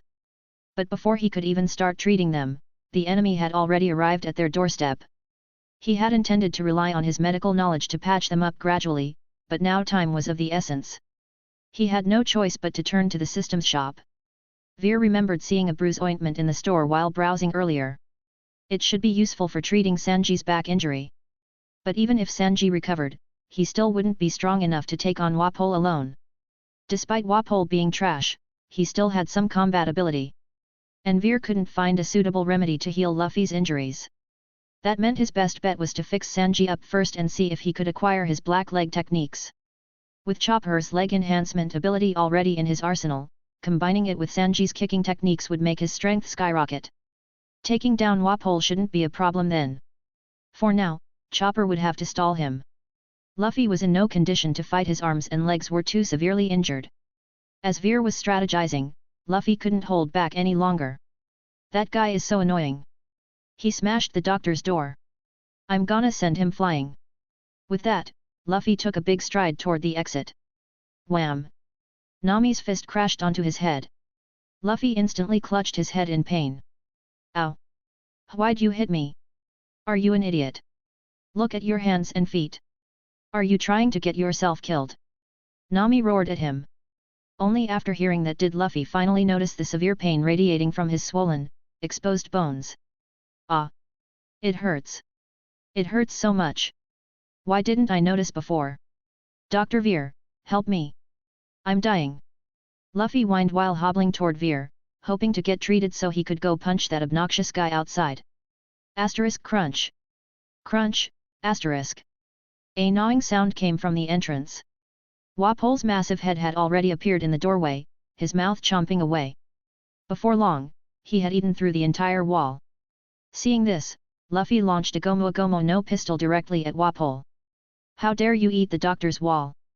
His fist struck Wapol's gut straight on. But immediately, an intense pain shot through his hand. The searing agony made him cry out, and he withdrew his already swollen fist, now even more engorged. Keep pushing it, and you'll cripple your hand. Veer finally spoke up. This guy. Luffy was being reckless as usual. With such severe injuries, he still had the nerve to throw a punch. What? Then what do we do? He's eating your house, Doc. Meanwhile, Wapol was still gnawing away, chomping and chomping like some ravenous beast that hadn't eaten in centuries. Chopper. Stall him for a bit. I'll be there soon. As soon as Veer gave the order, Chopper transformed into his walk point form and charged at Wapol without hesitation. Veer didn't waste any more time either. He took out the bottle of bruise ointment. Bruise ointment. Price, 500. Effect, heals all blunt force injuries. Side effect, makes the user hideously ugly for one full day. 500 points. That was 500 points. Veer felt his heart ache at the cost, but given the situation, he had no choice. The medicine for Luffy's injuries was even more expensive. He couldn't afford it. Without hesitation, Veer grabbed his medical kit and kicked Sanji, who was just standing there watching the show, knocking him to the ground. Stay still. I'm treating your back injury. As he opened the medical kit, Sanji, though momentarily annoyed, quickly realized the urgency of the situation. From his perspective, if Veer had chosen to heal him first, it meant he was their only hope right now. Without another word, Sanji lifted his shirt, revealing a massive, dark purple bruise on his lower back. Veer uncapped the bottle of bruise ointment. The moment he did, Sanji's expression changed dramatically. His eyes filled with sheer terror. Because what Veer had just taken out looked like a bottle of spoiled vegetable soup. Inside, a few wilted leaves floated ominously in a murky, foul-smelling liquid. The moment the bottle was opened, an indescribable stench filled the air. As a chef, Sanji had seen and smelled a lot of things. But this? Bleg, gag, cough cough, bleg. The stench was worse than a decade-old pile of unwashed socks and underwear. He dry-heaved on the spot, unable to contain himself. Ding! Congratulations, host! You have earned 200 negative points. Hey? What happened? Was Sanji afraid of medicine? Or was he just scared of the pain? Veer was confused, but he didn't slow down. Time was running out. Chopper was already fighting Wapol. Without hesitation, he poured the entire bottle of bruise ointment onto Sanji's back. Then, he began massaging the area to help the medicine absorb. Ding! Congratulations, host! You have earned 500 negative points. What? He already made back his money? What was going on? Veer was stunned. Meanwhile, Sanji, watching Veer rub that foul-smelling liquid all over his back, seeing the strange, floating vegetable bits shifting under his touch. He lost it. He gagged violently, unable to hold it in any longer. But from Veer's perspective, Sanji's massive bruise was healing rapidly. At this rate, he would be fully recovered in no time. However, Veer's expression turned increasingly strange. Because at that moment, Sanji's face was starting to morph into an indescribable shape. Chapter 11, Here We Go. Meanwhile, on Chopper's side, he initially managed to put up a strong fight using his rumble ball, shifting through various forms to catch Wapol off guard. At one moment, he used guard point to tank attacks, then switched to arm point to unleash overwhelming strength, followed by horn point for a fierce charge. Chopper had Wapol in a miserable state, but the enemy quickly adapted to his attack patterns. After swallowing a massive amount of snow, Wapol fully recovered as if nothing had happened. Now, the tables had turned. Boom! Chopper, unable to dodge in time, took a direct hit to the head from one of Wapol's cannon shots. He was blasted away, crashing hard against the wall near the entrance. Inside, Veer grew anxious at the sight. Chopper was about to reach his limit. At this moment, Sanji's treatment was nearly complete. The bruises on his back had faded, and his internal injuries had mostly healed. But his face, to be honest, Veer didn't dare to look. All done. He gave Sanji a firm slap on the back, signaling that the treatment was finished. Ding! Congratulations, host! You have acquired the ability, Physical Enhancement. What? Just physical enhancement? This steel was weak. Veer wanted Sanji's kicking techniques. Having raw physical fitness was useless if he didn't know how to utilize it. Right now, he already had Chopper's leg enhancements. His plan was to combine them with Sanji's kick techniques to dominate the battlefield. But now, all he got was physical enhancement. No way. This won't do. Chopper was already on the brink of defeat, and Sanji alone wasn't enough to take down Wapol. He needed to give Sanji one more mental breakdown. Maybe he'd get another reward. This was his only shot. With this thought, Veer began looking around for something. Meanwhile, Sanji, already green in the face from vomiting, was suffering from a severe case of psychological damage. He had already thrown up everything in his stomach and now looked incredibly weak. But he knew this wasn't the time to rest. He reached for his back and found that it didn't hurt at all. Sanji immediately got up, ready to assist Chopper. But just then, Veer pulled out a mirror and held it up to Sanji's face. Silence. Utter silence. Sanji stood frozen in place, staring at his reflection in sheer disbelief. And then, Sanji let out a blood-curdling scream. Everyone turned to look at him. And the moment they did, their expressions twisted in sheer horror. That face! One eye was larger than the other, and they were misaligned. His nose was sticking out at an unnatural angle, nostrils flaring forward. His mouth was so wide that every single tooth was visible, more exaggerated than even Wapol's buck teeth. His jaw was absurdly large and square-shaped, giving his entire face an unsettlingly grotesque appearance. If he stepped outside looking like this, he'd disgust Wapol so much that the villain might not even be able to speak. But as Sanji took in this monstrous visage, his heart plummeted into an abyss of despair. His already twisted facial features contorted even further in anguish. He could easily make children cry just by looking at them. At that moment, one thought dominated his mind: it's over. His future as a ladies' man? Gone. Nami-san's expression said it all. His days of flirting were finished. His very reason for living had been crushed. Even his cooking, no one would ever want to eat food made by someone with a face like this. Looking at his reflection, even he lost his appetite, let alone anyone else. I don't want to live anymore. Just let me die. Sanji collapsed to his knees, as if he had just been hit by Perona's negative ghost, drowning in complete despair. Ding! Congratulations, host! You have gained 1000 negative points. Ding! Congratulations, host! You have acquired the black leg style. The system's voice chimed in. Yes. The kicking techniques were finally his. Veer's efforts to completely crush Sanji's mental state had paid off. If he could push someone into despair twice, he could actually steal 2 abilities from them.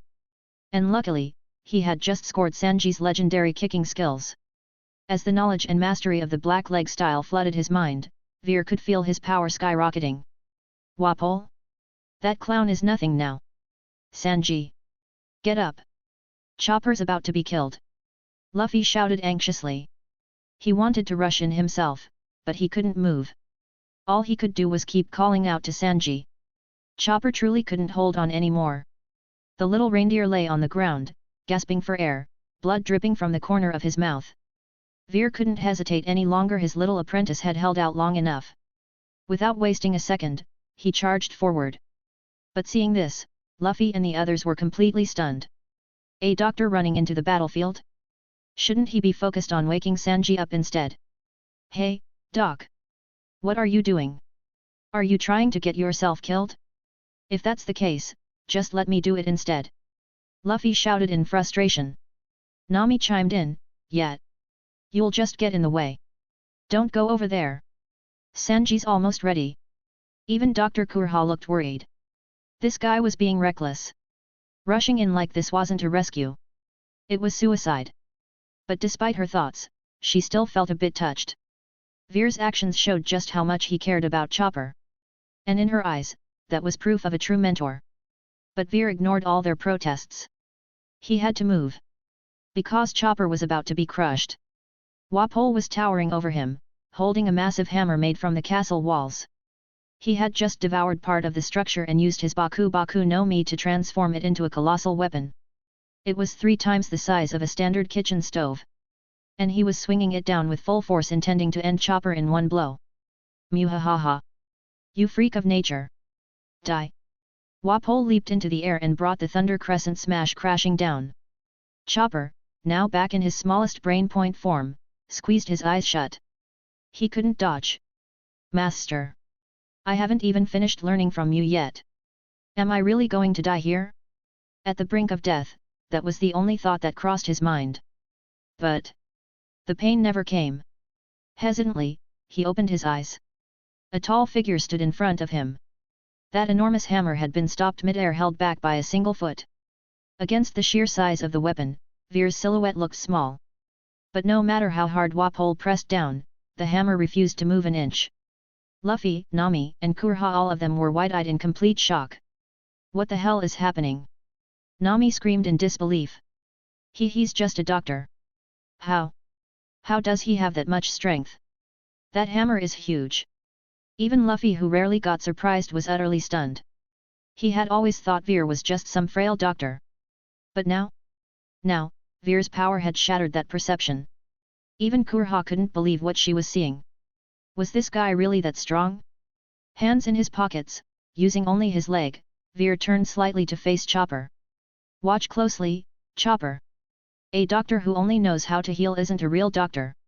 Some diseases can only be cured with fists and kicks. Chapter 12, Am I this fierce? After speaking, Veer spun around, redirecting Wapol's massive hammer to the side. Due to inertia, Wapol stumbled to Veer's side, completely off balance. At that moment, Veer's spinning kick was already aimed straight at Wapol's face. Leg reinforcement. Veer muttered under his breath. Just before his kick connected, his right leg visibly swelled, muscles expanding in an instant. Wapol felt an unstoppable force crashing onto him. His face twisted in absolute horror. His entire face distorted severely. The impact was so strong that his mouth was nearly kicked up to his forehead. With a loud bang, Wapol's entire body vanished from sight, sent flying.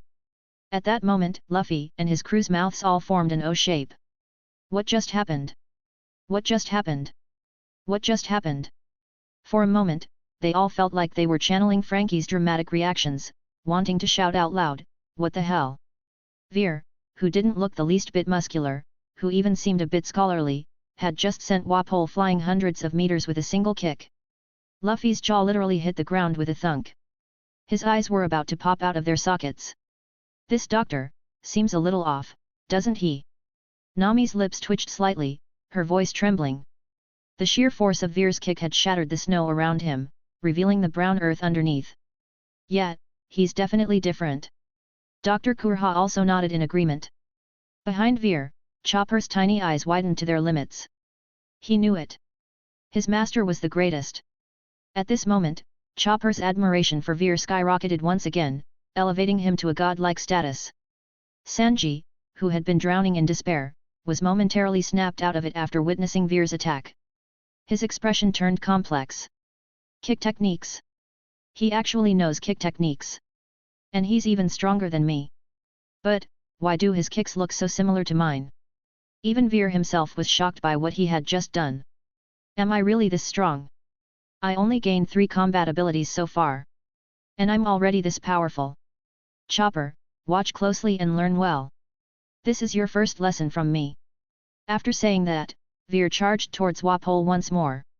Chopper was left behind, staring at Veer's retreating figure, his eyes twinkling like stars. Big bro treats me so well. I have to learn properly. Wapol, after being sent flying for hundreds of meters, finally came to a stop. His face was racked with pain, and before he could even recover, he saw a spinning figure rapidly descending from the sky towards him. Stop!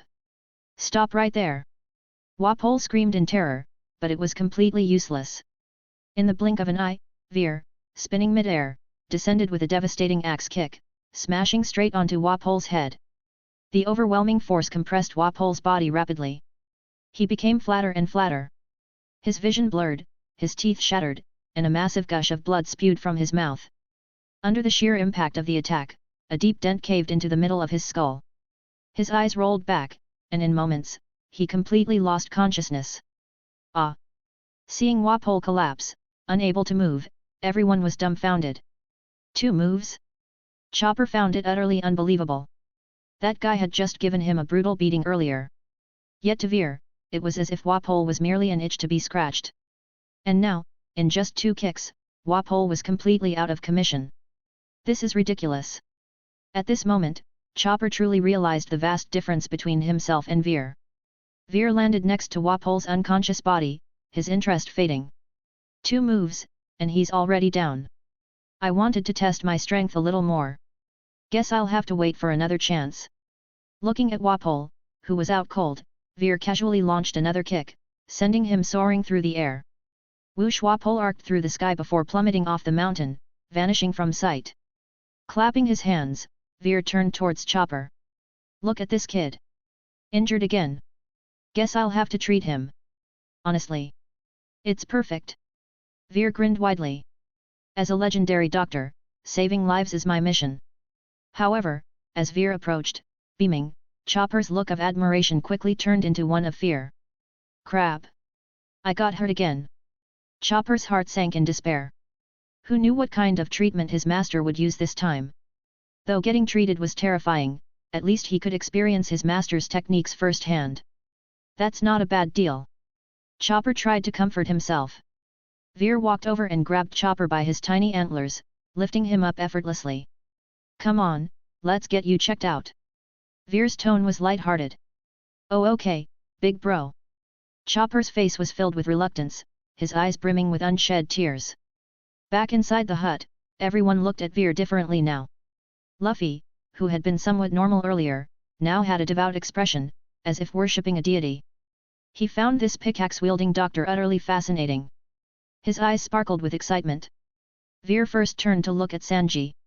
Right now, he only had one thing on his mind. Sanji. Your kick techniques are amazing. They're incredibly useful. If Sanji knew what he was thinking, he would probably respond. Useful, hey. I traded my lifelong self-esteem for those, damn it. Veer patted the collapsed Sanji on the shoulder and said in a serious tone, looks are just an outer shell. The soul is what truly attracts people, Sanji. Hearing this, Sanji, who had been lying motionless, finally reacted. Slowly, he lifted his head to look at Veer. However, as soon as Veer saw Sanji's face, he quickly turned his head away. His gaze became evasive. He didn't dare look for too long, he might actually vomit. Sanji, noticing this, was instantly enraged. Didn't you just say appearances don't matter? Look at me. You coward! Sanji shouted in frustration, trying to awaken whatever sense of morality Veer had. But morality? Veer never had any to begin with. Seeing Sanji's despair, Veer decided to reveal the truth. Actually, the effects of that potion only last for a day. You'll be back to normal by tomorrow. As soon as he finished speaking, Sanji, who had been drowning in despair, suddenly changed. His dead eyes regained their sparkle, his defeated expression turned into a beaming smile, and his life regained meaning. Sanji only had one thought. Ladies! Your prince is back! Really? Sanji asked excitedly. Nat, I was just messing with you. Sanji's joy shattered instantly. Meanwhile, Veer heard a familiar sound in his head. Ding! Congratulations, host! You have gained 500 negative points. Nice! Profit secured. No, I'm serious this time. Look at the bottle, it says it right there. Seeing Sanji's foot about to launch at him, Veer quickly clarified. Sanji grabbed the bottle and, sure enough, it said lasts for 1 day. His expression cleared up instantly. Gripping the bottle tightly, he burst into laughter. Ha ha ha! Just wait. Tomorrow, the world's most handsome man will return. Chapter 13, What if I'm an animal too? Sanji immediately regained his usual high-spirited demeanor.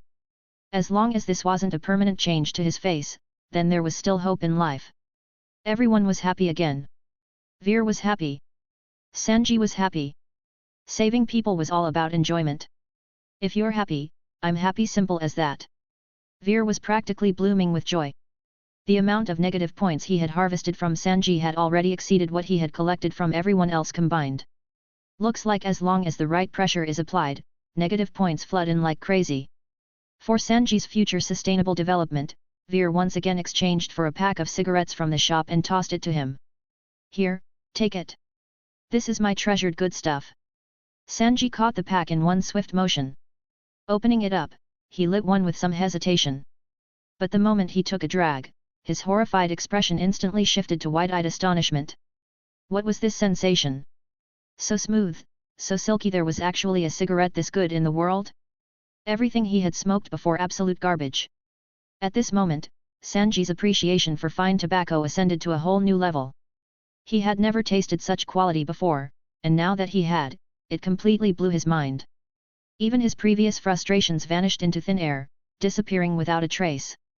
His face now bore an expression of pure bliss. The cigarettes in the One Piece world always seemed strong and harsh. Good stuff. This is really good stuff. Sanji couldn't help but exclaim. Looking at the full pack in his hand, he treated it like a precious treasure, carefully tucking it away. The way he looked at Veer had also changed, no longer carrying any grudges. He felt as if he had found a true kindred spirit. If Veer weren't busy, Sanji would have already wrapped an arm around his shoulder and called him brother. At this moment, Veer turned his gaze toward Chopper and placed him on the couch where Nami had been lying just moments before. All right, Chopper, tell me where it hurts. Let your master take a look. As he spoke, he opened his medical kit. The sight sent a shudder down Chopper's spine. Be big bro, I'm fine. Just some warm water, and I'll be good. Chopper's voice trembled, his face full of fear. Veer took one look at Chopper's bruised and battered face, the gash on his forehead, and the clearly broken arm. He shook his head helplessly. Forget it. I'll just do a quick fix this time. The rest, you can handle on your own. Hearing this, Chopper instantly perked up. Got it. Thanks, big bro. I'll take care of my own bandages and everything. Chopper was all smiles, his expression shifting at lightning speed. A quick bandage job from big bro, and then I'll handle the rest myself? Easy. Perfect. No need to experience that giant syringe again. Just a simple bandage, how easy could it be? But then he saw Veer pull out a bottle of disinfectant teeming with bacteria and some bandages that looked like they had been used on hundreds of people before. Chopper's expression instantly turned to sheer terror. Every hair on his body stood on end. His body instinctively began to retreat. Here we go, just a quick disinfection, and then I'll wrap it up with these bandages. Veer spoke casually, grabbing Chopper's head to start the procedure. Poor Chopper, there was nothing he could do except continuously generate negative points for Veer. His face was filled with despair, his eyes brimming with unshed tears. He never expected that even for something as simple as a bandage, his big bro could make it this terrifying. Big bro! Big bro! I have bandages. I have disinfectant. Can we use mine instead? Please. Chopper pleaded desperately, struggling against Veer's grip. Nope, Mine is more effective. Veer's medical supplies were practically designed to maximize psychological trauma.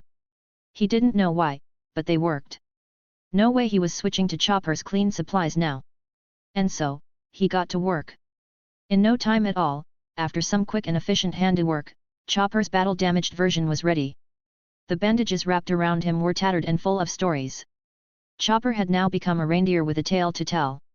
He sat silently in a corner, quietly wiping away tears. Ding! Congratulations, host! You've received 200 negative points. Nice! Just for wrapping some bandages, he got 200 points? That was a solid haul. Even Dr. Kureha, upon seeing Chopper wrapped up like this, didn't say a word against it. Maybe this was some kind of advanced medical technique she had never seen before. Perhaps old bandages improved recovery somehow? Veer was in a fantastic mood, watching Chopper squat in the corner, utterly dejected. Seeing his disciple like this did make him feel a little guilty, though. Fine, he should at least do something to cheer him up. Veer pulled something out and handed it over. Don't say your master is too strict. Here, this is for you. Eat up. Chopper had been miserably drawing circles in the dirt, feeling extremely down over the weird bandages covering him.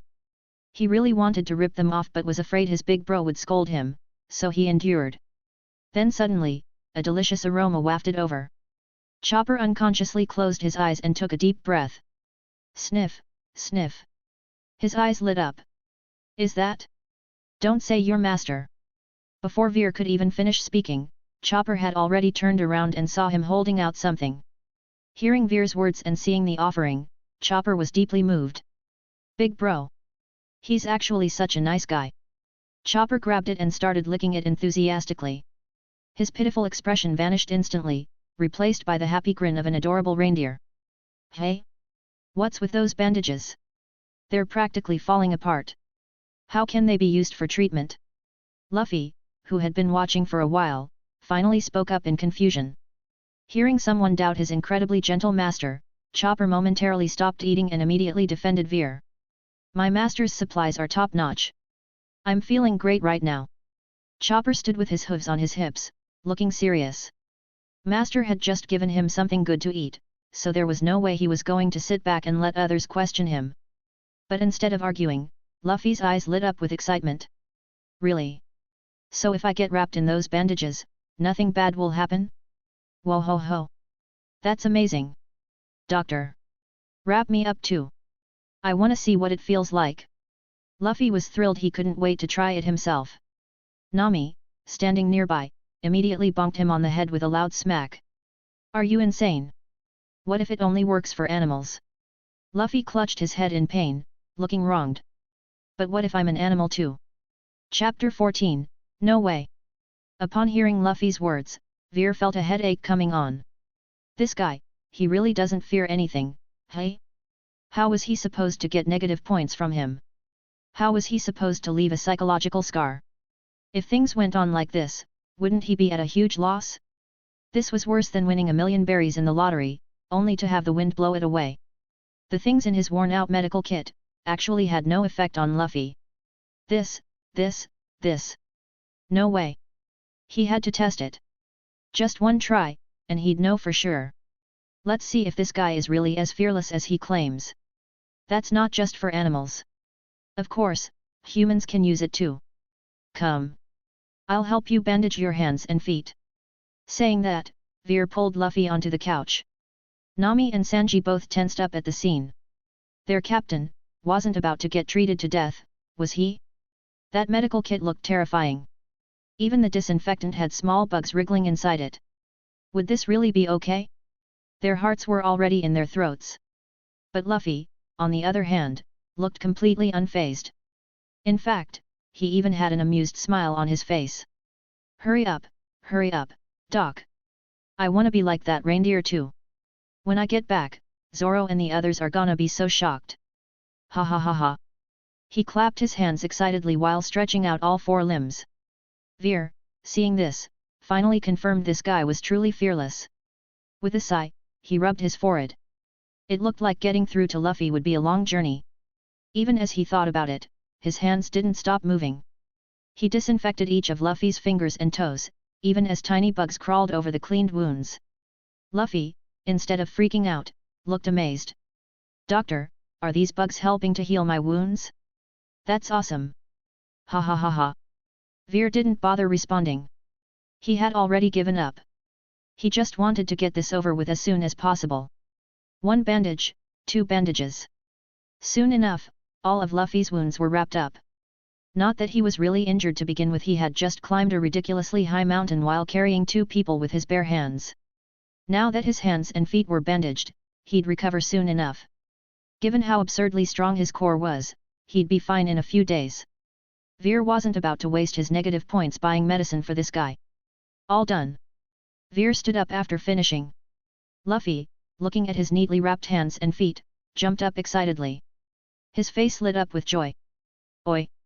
It really doesn't hurt. Chopper, look! I have them too! Ha ha ha ha!" He grabbed Chopper's hoof and shook it, grinning ear to ear. But just then, mid-jump, he suddenly froze.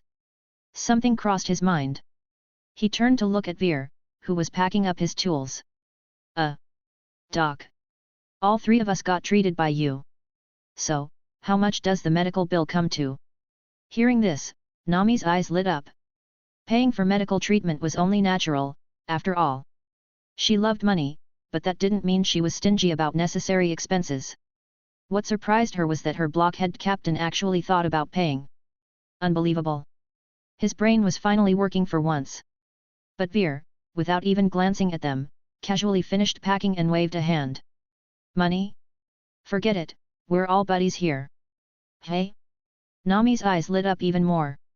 "A doctor. Handsome. And doesn't charge for your treatment." Apart from his, slightly brutal methods, he was practically her ideal type. "Really?" Luffy's jaw dropped, stunned by Veer's generosity. In his mind, fixing up so many injuries so quickly should have cost a lot. But Veer said it was free. Luffy found this guy even more interesting now. He liked him more and more. Their crew needed a doctor, didn't they? If they had a doctor, they wouldn't have had to waste time coming all the way to this island. Luffy had already made up his mind about inviting Veer to join them. Meanwhile, Chopper remained unnoticed. Just as Luffy was about to extend the invitation, a loud explosion rang out from outside. The noise immediately drew everyone's attention. "Who? Someone else is here." Luffy rolled up his sleeves and headed for the door. But the moment he stepped outside and saw who it was, his anger vanished. His face instantly broke into a huge grin. "Whoa! Zoro! Usopp! Vivi!" Shouting excitedly, he sprinted over. Hearing Luffy's call, Veer also looked outside. A large group of people stood there. At the front was Dalton, the Ushi no Mi model, bison user. He looked weak, his injuries still visible.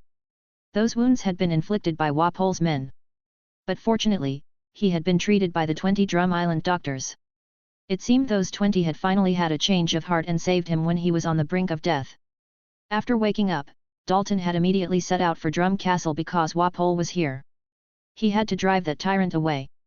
On the way, he encountered the Straw Hats, and they all took the cable car up together. Dalton glanced at Luffy, then at the slightly damaged castle gate.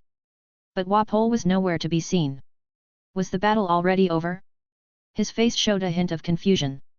The citizens behind him wore the same bewildered expression. Where was Wapol? At that moment, the rest of the group inside the castle stepped outside. Zoro's eyes landed on Nami, who looked completely fine, and his face filled with shock. "Oi! How is it that you look totally recovered? Weren't you on the verge of death just a while ago?" The moss head was utterly confused. Usopp also found it unbelievable. "Did you take some kind of miracle medicine? How are you already back to full health?" Vivi, too, was baffled. As a princess, she had seen many doctors, but she had never heard of a fever being cured this fast. That's right, Vivi was still with them, heading toward Alabasta as their next destination. Seeing their shocked expressions, Luffy grinned from ear to ear. He. Awesome, right? Even I think it's amazing. It's all thanks to that doctor." Then, in a lower voice, he added, "I'm thinking of inviting him onto our ship." Hearing this, the group's eyes instantly shifted to Veer. The first thing they noticed handsome. Veer had flowing hair, a lean but strong build, and wore a long white coat. On his feet, a pair of universally recognized, top-tier flip-flops. Right now, he stood with one hand in his pocket, casually looking their way. In his other hand, a somewhat battered medical kit that looked unsettling.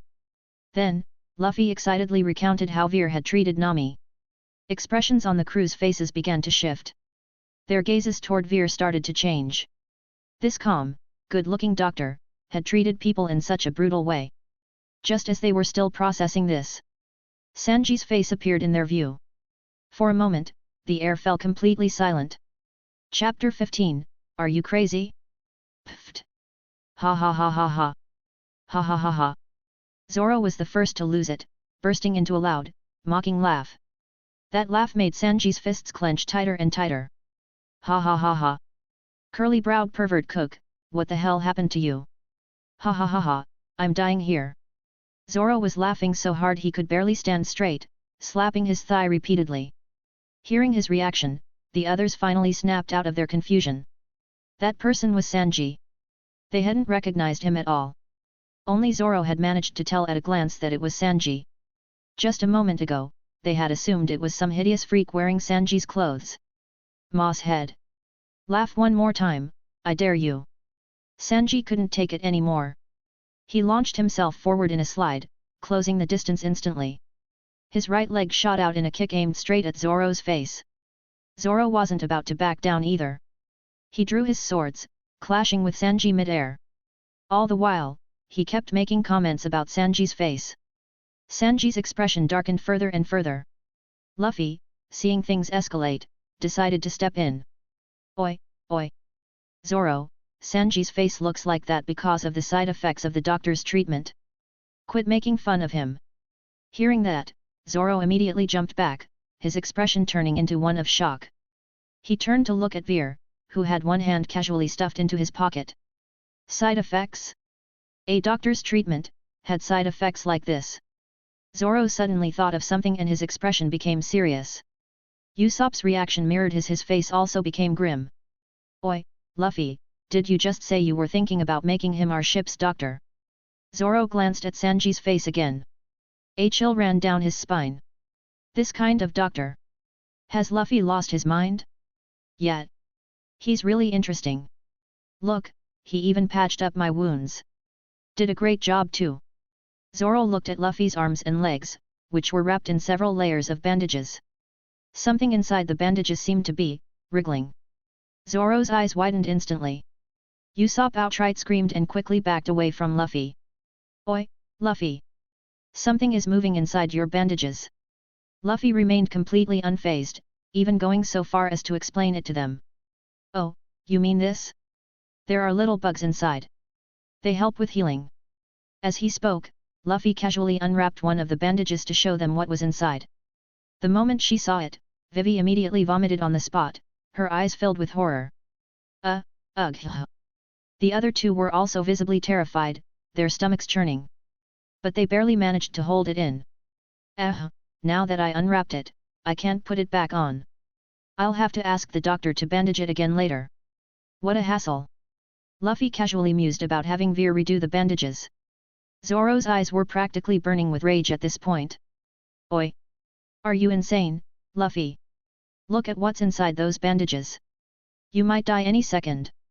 And you actually want this guy on our crew? Are you trying to shorten our lifespans? If the enemies don't kill us, we'll end up dying by his hands sooner or later. Zoro shouted in frustration, but Luffy remained unfazed. He continued trying to convince them about Veer's abilities. It might seem a little weird, but my wounds really did heal fast. Zoro, you get injured all the time. If we have him, you won't have to worry about that anymore. Look at Sanji and Nami, they've completely recovered. He's an amazing doctor. I'm definitely making him join us.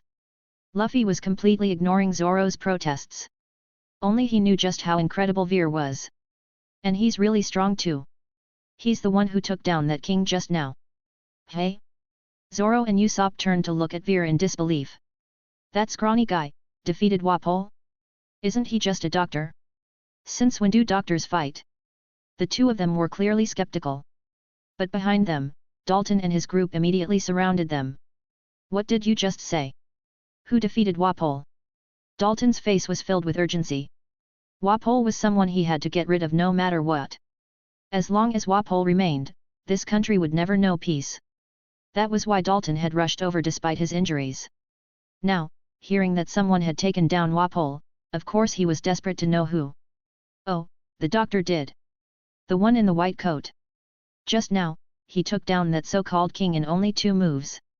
He's super strong, ha ha ha. Upon hearing that, everyone froze in place. 2 moves? Someone actually took down Wapol. And did it in just 2 moves. Just how strong was this guy? Everyone turned to look at Veer in unison. The young man in the white coat, standing there lost in thought. Even Zoro found it hard to believe. That bizarre doctor, was actually that strong? Even he couldn't pull something like that off. Zoro was confident that he could defeat Wapol, but it definitely wouldn't be easy. Yet that guy had crushed him in just 2 moves? For real? He was skeptical, but this was Luffy saying it. And Luffy wouldn't lie. That guy, really only needed 2 moves. Oi, Zoro, could you pull that off? Usopp, still in shock, turned to ask. Zoro didn't answer, but his deeply furrowed brows said it all. No, he couldn't. Hiss. Usopp sucked in a sharp breath. To him, Zoro and Luffy were about the same in strength. If Zoro couldn't do it, then Luffy probably couldn't either. If Luffy really recruited him, wouldn't that make Veer the strongest one on the ship? As they were each lost in thought, Dalton suddenly walked up to Veer. His expression was filled with emotion. Standing before Veer, the doctor tilted his head in confusion. What was this guy up to? Why did he look so moved? Just as he was about to ask. With a loud thud, Dalton suddenly dropped to his knees before Veer. The sight startled Veer. And it shocked everyone present. Dude, you're just gonna kneel like that? However, Dr. Kureha didn't seem surprised at all. She had likely expected this outcome. This man had dedicated everything to his country. Now that someone had rid him of a problem he couldn't solve on his own, showing gratitude in this way wasn't surprising. Thank you, for what you've done for this country. As he spoke, Dalton, still gravely injured, lowered his head and bowed deeply to Veer. Hey! Veer finally registered what was happening but still felt like this was a bit much. All he did was get rid of Wapol. Wasn't this reaction overkill? What he didn't realize, was just how much suffering Wapol had inflicted upon this country. Chapter 16, Don't call me doctor, call me Veer. The citizens in the back all widened their eyes in shock. Captain Dalton! They shouted in disbelief, some feeling that this had gone a little too far. A few even considered stepping forward to stop Dalton, but he silenced them all with just a look. Dalton ignored the crowd and instead raised his head to look at Veer, his expression filled with gratitude. That bastard Wapol has inflicted an immeasurable wound upon this country. Yet as the captain of the guards, I was powerless to stop him. But now, you have defeated him. We cannot thank you enough. You are the hero of this entire nation. Dalton's words came straight from the heart, expressing both his helplessness and his immense gratitude toward Veer. Hearing this, Veer couldn't help but find the man rather decent. He patted Dalton on the shoulder and pulled him up. Seeing Dalton's emotional expression, Veer responded, it was just a casual move. No need to be so formal. Dalton, assuming Veer didn't realize the gravity of his actions, was about to explain further when Veer raised a hand to cut him off. All right, I get it. No need to keep talking about it. That so-called king isn't dead yet. I just kicked him down the mountain. If you search now, you might still find him. With that, Veer directly pushed Dalton toward the ropeway. Dalton had intended to express his gratitude a bit more, but Veer simply didn't give him the chance. 2 grown men getting all sentimental? Just thinking about it made Veer uncomfortable. Dalton, seeing Veer's attitude, understood that he didn't like being fussed over. Though he was full of gratitude, he could only keep it to himself. With no other choice, Dalton signaled to his men, and the group quickly set off. They had to find Wapol. If that guy escaped, their country would never truly be at peace. Just as they had arrived in force, they now left in force. Before departing, Dalton cast a deep gaze at Veer. Though it was clearly a look of gratitude, it made Veer uneasy. Just now, this big guy had knelt before him in front of so many people. That was so awkward, he almost wanted to dig a hole and bury himself in a 3-room apartment. This kind of thing was just unbearable. He had already decided that if this happened again, he'd let Chopper handle it. Let Chopper take the embarrassment while he just watched from the sidelines. This kind of thing was top-tier torture. Only after Dalton disappeared from sight did Veer finally breathe a sigh of relief. At that moment, Luffy and the others walked over. Dr. Kureha didn't let everyone keep standing in the cold wind. She waved them inside. Come on, don't just stand out there. With that, she led the way into the house. Everyone followed closely behind. Once in the living room and seated, Luffy wasted no time and got straight to the point. Doctor. Do you want to join my crew? Our ship needs a doctor. Hearing Luffy's words, only Usopp and Zoro showed a reaction. Sanji and Nami, having already benefited from Veer, had no objections to him joining. Though his treatment was painful. Still, considering the things Veer had provided afterward, the pain was somewhat bearable. As for Zoro, there was nothing to say. Though he resisted at first, though he had his doubts. He wouldn't argue with the captain's decision. A captain's choice was not something he would oppose. That left only Usopp, who had no say in the matter. He could only tremble and hope that Veer would reject Luffy's outrageous invitation. Veer's lips curled slightly at Luffy's words. But inside, he was ecstatic. Ha ha ha. Here it comes. I knew it. Luffy loves recruiting all kinds of weird and wonderful people onto his ship. Joining the Straw Hat Pirates? Easy as pie. Everything is under control. Though he was thrilled inside, Veer remained outwardly calm, even pretending to be startled by Luffy's words. Hey? You want me to be a pirate with you? What's so great about being a pirate? Veer looked reluctant as he spoke. Seeing his reaction, Luffy panicked. It was clear he really wanted Veer to join. Being a pirate is awesome. Pirates get to go on adventures. Pirates get to eat and sleep, Luffy racked his brain trying to convince Veer, but he just couldn't come up with another reason why being a pirate was appealing. The thrill of being chased? The rush of surviving a storm? The excitement of unexpected encounters? Luffy genuinely couldn't think of something that would attract a normal person. Convincing someone to join his crew was proving difficult. How about this? Luffy said, reaching into his pants and pulling out a massive piece of meat he had swiped from Kureha's house. I'll give you this meat. If you join my crew, I'll make sure you always have good food. Luffy looked like he was making the ultimate sacrifice, as if this piece of meat was his very life. The others, hearing this, had the same deadpan expression. You? Give up meat? You're offering him food? Look at the pained expression on your face. If you're already like this over one piece of stolen meat, once he's actually on the ship, you probably wouldn't even let him have a bone to chew on. Just when everyone thought Veer would refuse. Veer spoke up. Eating a piece of meat you just pulled out of your pants? No thanks, not interested.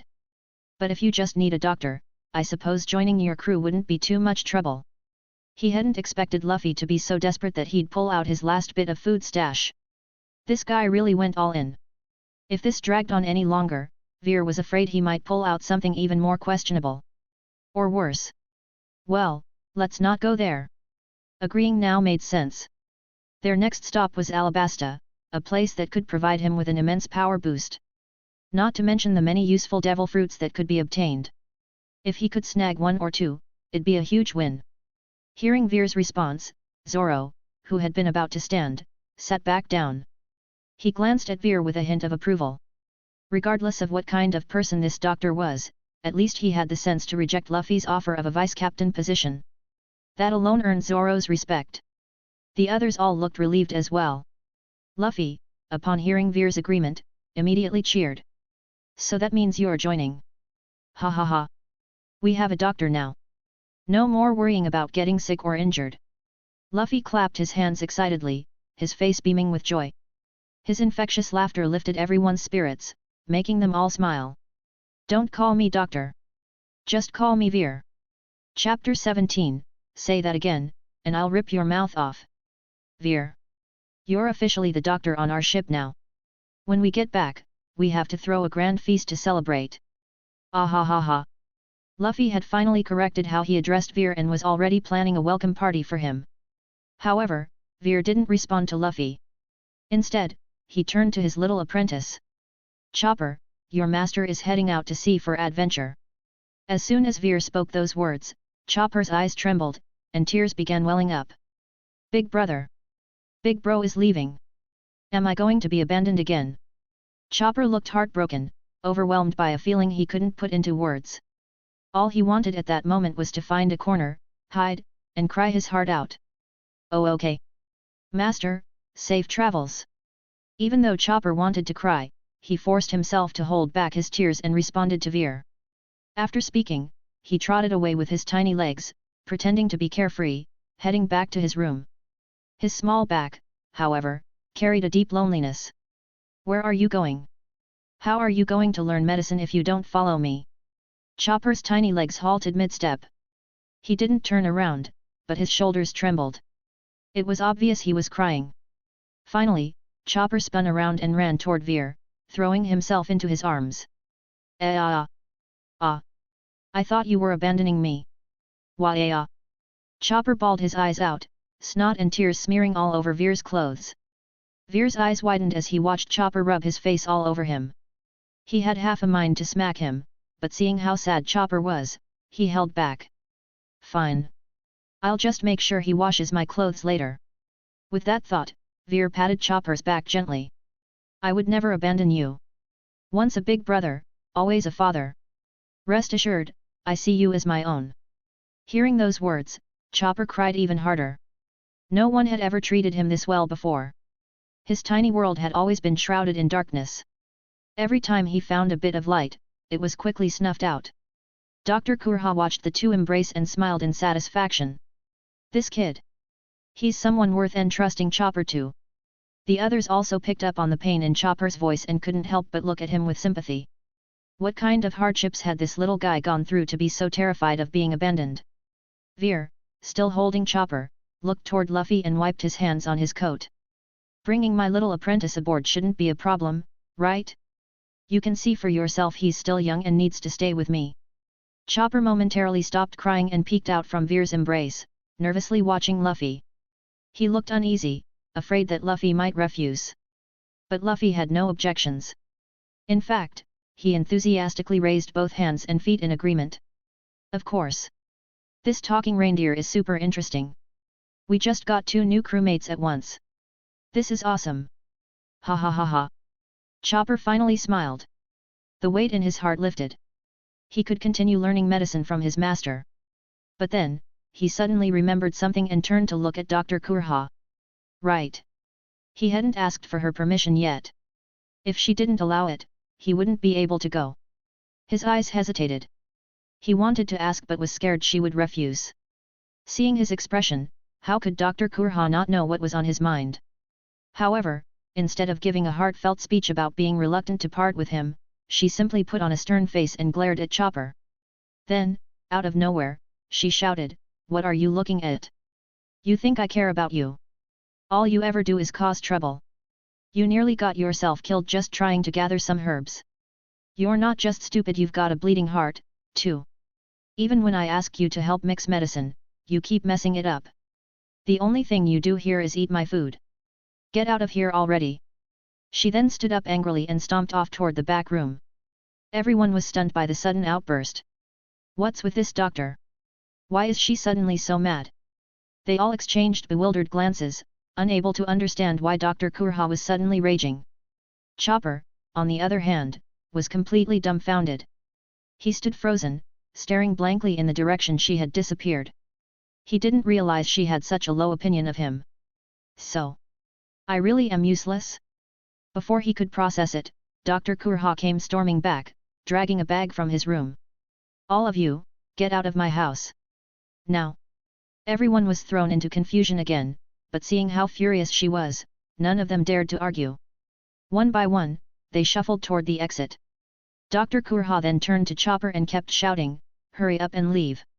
Take your stupid bag with you. Don't ever come back. A useless brat like you would only make a mess if you stayed." She then hurled a medical kit straight at Veer. Veer instinctively raised Chopper up to catch it.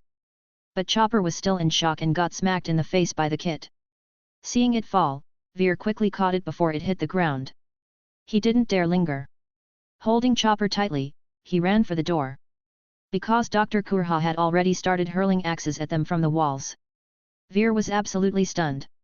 A 140-year-old granny was chucking axes at a bunch of 20-year-olds with terrifying accuracy. Chopper! Stop standing there! Get the sled moving!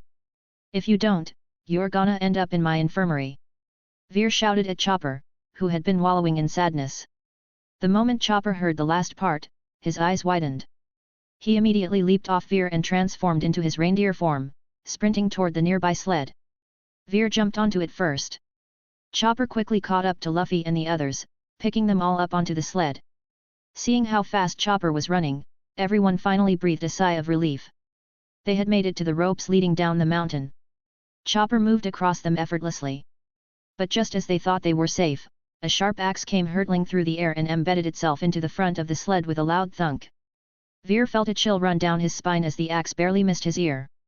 Luffy, on the other hand, found it hilarious. Ah ha ha ha! This old lady is amazing. She's so strong. I kinda wanna invite her onto the ship. Ha ha ha ha! But just as he finished speaking, another axe smacked him right on the head. Thankfully, it hit the back and only left a giant lump. Luffy clutched his head in pain. From above, a faint voice could still be heard. I am a youthful 139-year-old maiden. Call me an old lady again, and I'll rip your mouth off. Chapter 18, You're actually eating it. Just like that, the group quickly disappeared into the vast, snowy landscape. Standing alone in the snow, a fair youthful maiden silently shed tears. Chopper, you shouldn't be bound here. Set sail for the ocean. The sea can wash away all your pain. With that, she turned around with a hint of sorrow and walked back into the wide, empty living room. At that moment, she noticed something on the table. It was a case of Fishan Mutai liquor left behind by Veer. That brat! At least he has a conscience. But why does this feel like I'm sending off a daughter for marriage? Dash! Let's buy some supplies first. Didn't we say we're having a feast? The ship's provisions are running low. Sanji, with his unusually ugly face, thanks to his current predicament, was finally feeling a little better. He pointed out the issue of food shortages on the ship. All right. We'll buy some on our way back. Ha ha ha ha. Feast. Feast. Luffy had already forgotten what had just happened and was back to looking like a starving ghost. Hearing this, Chopper immediately changed direction and dashed towards the food stalls. Meanwhile, Veer sat alone at the rear, deep in thought. Actually, he was checking how many negative points he had left. Negative points balance, 3,570. Over 3,000. Just from this one trip, he had earned more than 3,000 points. It turns out that earning these points is closely tied to strength. Luffy and the others weren't that strong yet, and he had already racked up this many points. Just Sanji and Nami alone had contributed over 3,000 negative points. Once they grow stronger, wouldn't this mean that earning tens of thousands at a time would be the norm? By then, the shop will be mine to raid. That wouldn't just be an empty boast. Plus, he had gained Sanji's physical abilities and kicking techniques. Combined with Chopper's leg enhancements and Nami's financial expertise. That's a total of 4 new abilities. This time, he only saved his teammates. He completely forgot about Wapol. If he had saved that guy too, he could have squeezed even more benefits out of this. The next destination Alabasta. He had to go all out there. Mr. 2, Bon Clay, Mr. 3, Crocodile, and Robin. All of them were potential targets for extraction. Of course, Robin wouldn't be an enemy for long. If he could steal even one of their abilities, it would be an epic level power boost. Even if he couldn't, just obtaining some of their combat strength would be a huge improvement. And then there were his teammates. They were bound to get injured, right? He could save them again. Hiss. Veer couldn't even imagine how strong he would become after this whole ordeal. Even though the abilities he acquired were random, there was no way his luck would be so bad that he wouldn't get any combat-related skills, right? Besides, if he remembered correctly, Ace would also be there. Ace was a major character with immense strength. If he could heal Ace, that would be a massive, skyrocketing boost. Not just in terms of negative points, but also in terms of the abilities he could acquire from Ace. It would be pure bliss. But Ace was so powerful, getting him injured wouldn't be easy. If he didn't get hurt, Veer wouldn't have a reason to intervene. He had to figure out a way. But how do you make someone as overwhelmingly strong as Ace take damage? In Alabasta, there was practically no one capable of doing that. Ace was practically untouchable. Veer racked his brain for a long time but still couldn't come up with an answer. This was ridiculously difficult. He was like a level 10 minion trying to figure out how to get a level 70 or 80 boss to take damage. This was completely beyond his capabilities. Veer eventually gave up thinking about it. Feeling the cold wind against his face, he instinctively pulled his coat tighter around him. Gurgle. A loud stomach growl drew everyone's attention. If it had been Luffy, no one would have noticed, but this time, the sound came from Veer. Veer awkwardly rubbed his stomach. After all this running around, he was actually getting hungry. It was already late afternoon, and he hadn't had lunch yet. After being busy for so long, his stomach was finally protesting. Are you hungry, Veer? But we don't have any food right now. We'll have to wait until we're back on the ship. I'm telling you, Sanji's cooking is amazing. Just thinking about it is making me drool. Luffy, the bottomless pit, was actually starving too, but since there was no food available, he had to endure it. But at that moment, Veer suddenly remembered that he had put 2 sandwiches Chopper made into his medical box earlier. Oh, right. I have 2 sandwiches. Chopper made them for me. Do you want one? Luffy's eyes instantly lit up. He stared at Veer with a face full of excitement. Really? Haha, awesome. Let's split them. Veer grabbed his medical box, opened it, and pulled out the 2 sandwiches. But the moment he lifted the box, the expressions of everyone around him changed slightly. Just slightly. But when he actually took out the sandwiches, their faces underwent a drastic change. Sanji and Zoro, who were closest to him, instinctively took a step forward. What Veer pulled out was simply horrifying. First, both sandwiches were covered in thick mold. The layers of fungus made it nearly impossible to recognize the original bread underneath. Then there were the fillings inside. One of them contained a delicate, pale hand lying still within the sandwich. A few slender fingers drooped out from the side. The nails were painted bright red, and there were even traces of blood in the crevices, as if the hand had been desperately scratching at something. The other sandwich was slightly better. Inside, there was only a single frog leg. That leg twitched occasionally. Hearing that Chopper had supposedly made these, everyone turned their wide, disbelieving eyes toward the reindeer at the front of the cart. When Chopper turned around and saw the scene, his face instantly turned pale with panic. No. That wasn't me. I swear I didn't make those. I didn't put those things in there. But no one believed him. The way they looked at Chopper suddenly became strange. Almost as if they were looking at some kind of lunatic. Veer, noticing their reactions, realized something was off. Did they see the food differently than he did? Without thinking too much, Veer picked up the frog leg sandwich and took a big bite. The tomato inside burst with juice. It actually tasted pretty good. But in front of him, Nami and Usopp were staring in horror at the bubbling, unknown liquid that had just splattered onto them. After a brief moment of silence, they erupted in deafening screams. Ignoring their horrified looks, Veer handed the other sandwich to Luffy. To his surprise, Luffy wasn't afraid at all. In fact, he looked even more excited, as if eating something like this made him a badass. Seeing Luffy's eager expression, Veer knew this wouldn't be a problem for the food-obsessed captain. After confirming it was edible, Luffy took the sandwich and chowed down under everyone's terrified gazes. As he ate, he even praised it. Tasty! Tasty! Sanji, you should try it too. Sanji, thanks, but no thanks. Wait! Watching this unfold, a sharp glint flashed in Veer's eyes. Food? He might have just figured out how to get Ace injured. Creator's thoughts. Kakuzu TL Kakuzu TL. Ah, such bittersweet chapters. But I'm feeling kinda tired today, and lazy. Translating this stuff is such a chore. Guess I'll just lie down here and sleep for a bit. Don't you dare wake me up by throwing power stones at me. Chapter 19, Cotton Candy. Although he didn't know what his sandwich looked like to the others, it was probably nothing good. But even so, Luffy was devouring it like it was the most delicious thing in the world. If that guy could eat it, then as his older brother and a fellow foodie, why couldn't Ace do the same? Just imagine it, he and Luffy, arms around each other's shoulders, carrying a medical kit. They'd pull out one extremely dangerous-looking food item after another and eat them with enthusiasm. And after finishing, they'd both praise how delicious it was. Knowing Ace, with a brain functioning on a similar wavelength as Luffy's, how could he possibly resist trying it out? He might even think, just like Luffy, that eating something this crazy would be the coolest thing ever. As long as he took the bait. Nyah.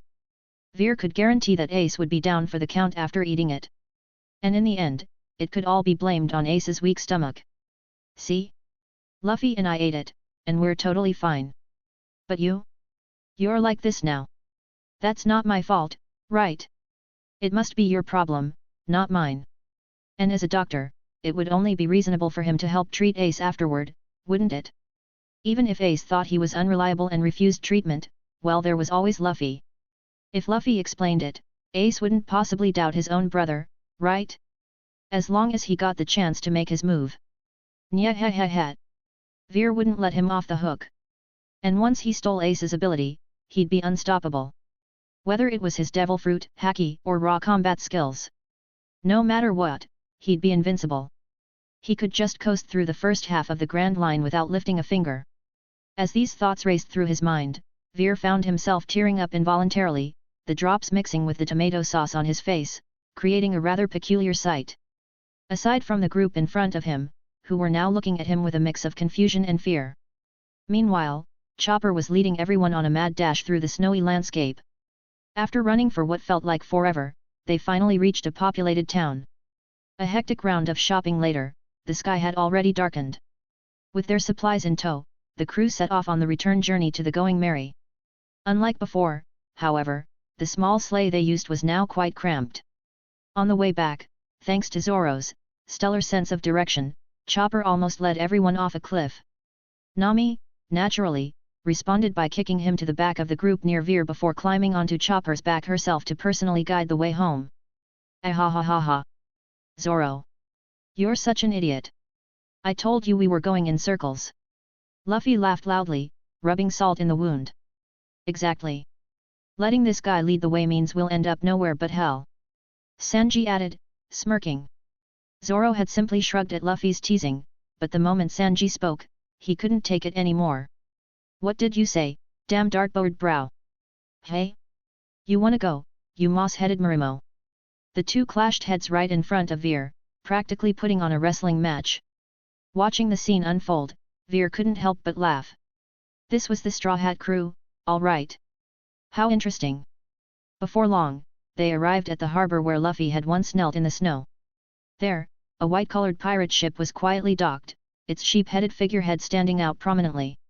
Everything looked just as it did in the original story. We're here, Veer. This is our ship.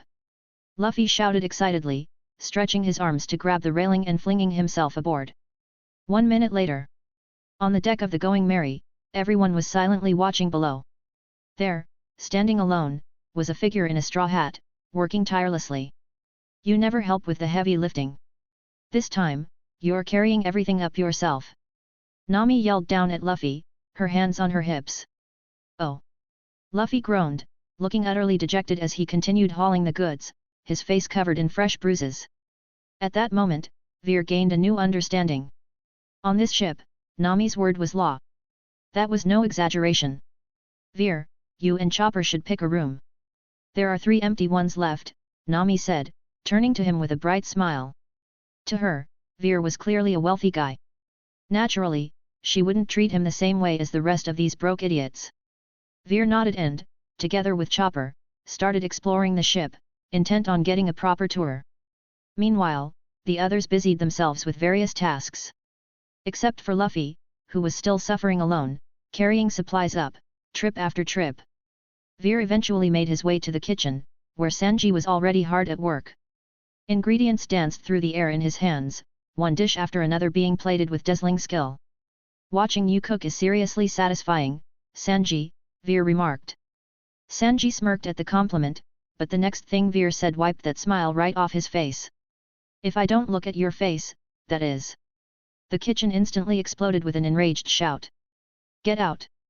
After getting kicked out of the kitchen, Veer wandered onto the deck, spotting Zoro training with his weights. Looking at his perfectly sculpted muscles, Veer couldn't help but salivate. When will I get the chance to steal those? Eventually, after picking the largest available room, Veer plopped onto a chair. Although there were 2 of them, the space was plenty big enough. If it got too hot, Chopper could sleep on the floor. If it got too cold, Chopper could be a makeshift pillow. Ultimate flexibility. Chopper, meanwhile, was already busy unpacking.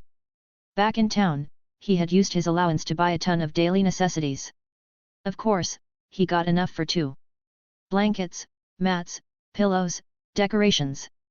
Before long, the once empty room had transformed into a cozy and inviting space. Seeing Chopper's hard work, Veer nodded approvingly. Not bad, not bad. Well done.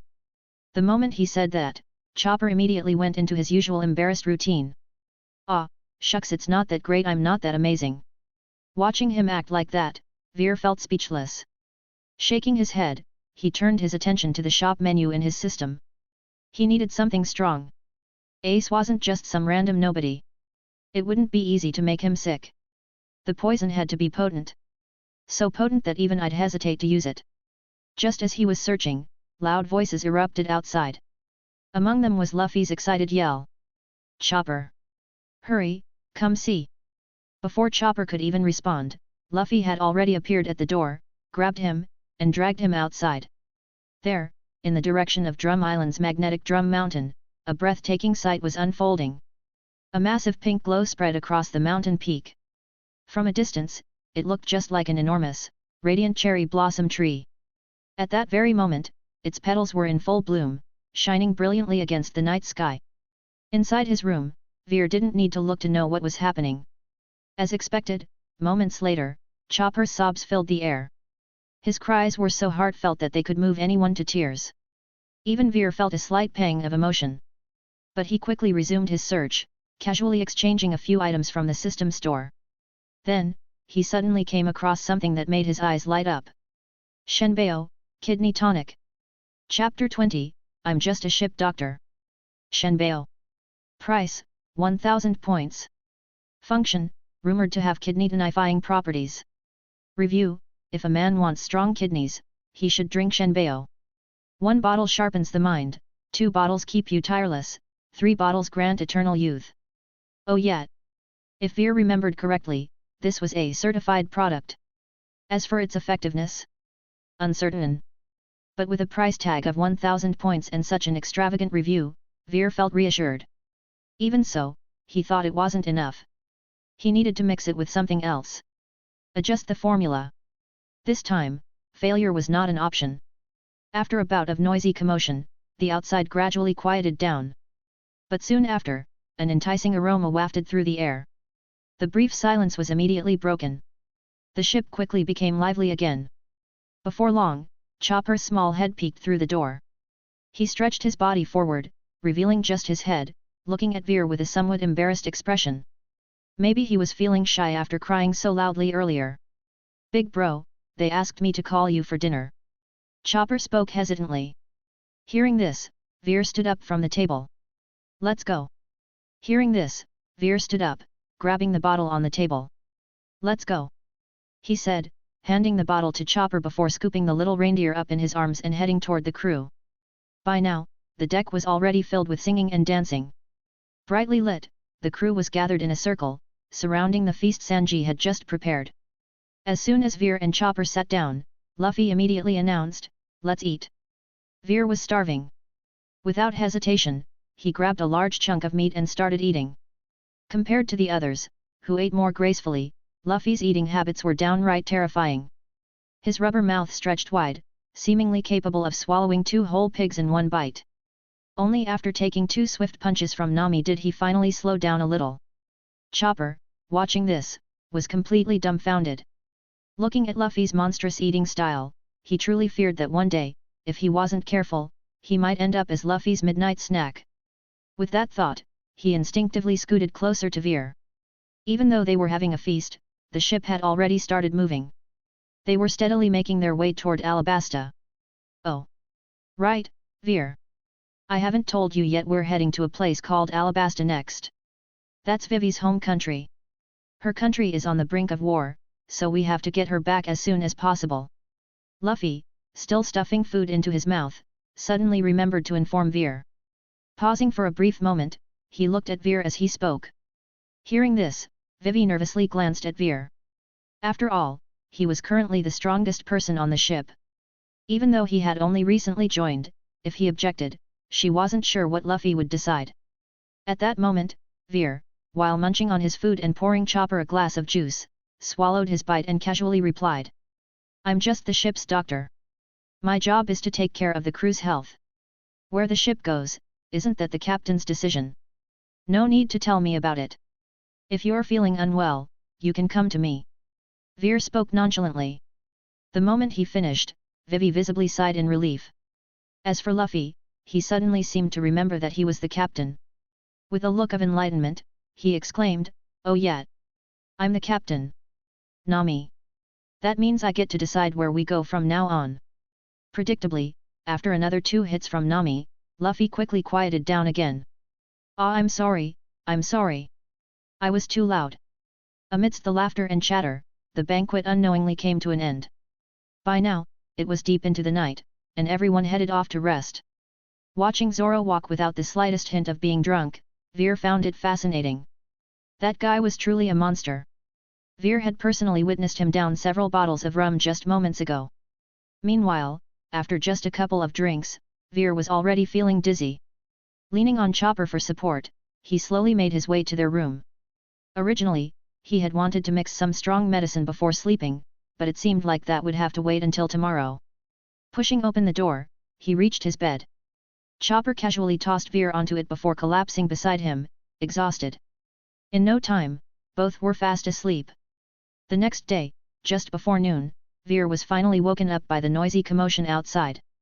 Rubbing his slightly aching head, he reached for the glass of water on his bedside table and drank it down. It was probably left there by Chopper. After drinking, he felt his mind clear up a bit. This won't do. My alcohol tolerance is way too low. If I don't figure something out, I'll just end up being laughed at every time we drink. Mumbling to himself, Veer got up and walked to the door. Outside, he saw Chopper, Luffy, and Usopp holding fishing rods, staring blankly at a figure on the deck. Hey? What's going on? We were fishing, but we caught a person. Looks like they're drowning. Should we get a doctor? Where's the doctor? Luffy asked in confusion. Doctor! Doctor! Hearing this, Chopper panicked and started shouting. But right after, he suddenly remembered. Oh! I'm the doctor! With that, he grabbed his medical kit and prepared to treat the unconscious person. But just as he was about to take action, a voice suddenly shouted. Stop! Don't touch him! The doctor is here! Let the professional handle it! Veer ran down with a look of eager excitement. He had recognized the unconscious person at a glance. Dressed in a swan outfit, with an unmistakably flamboyant demeanor.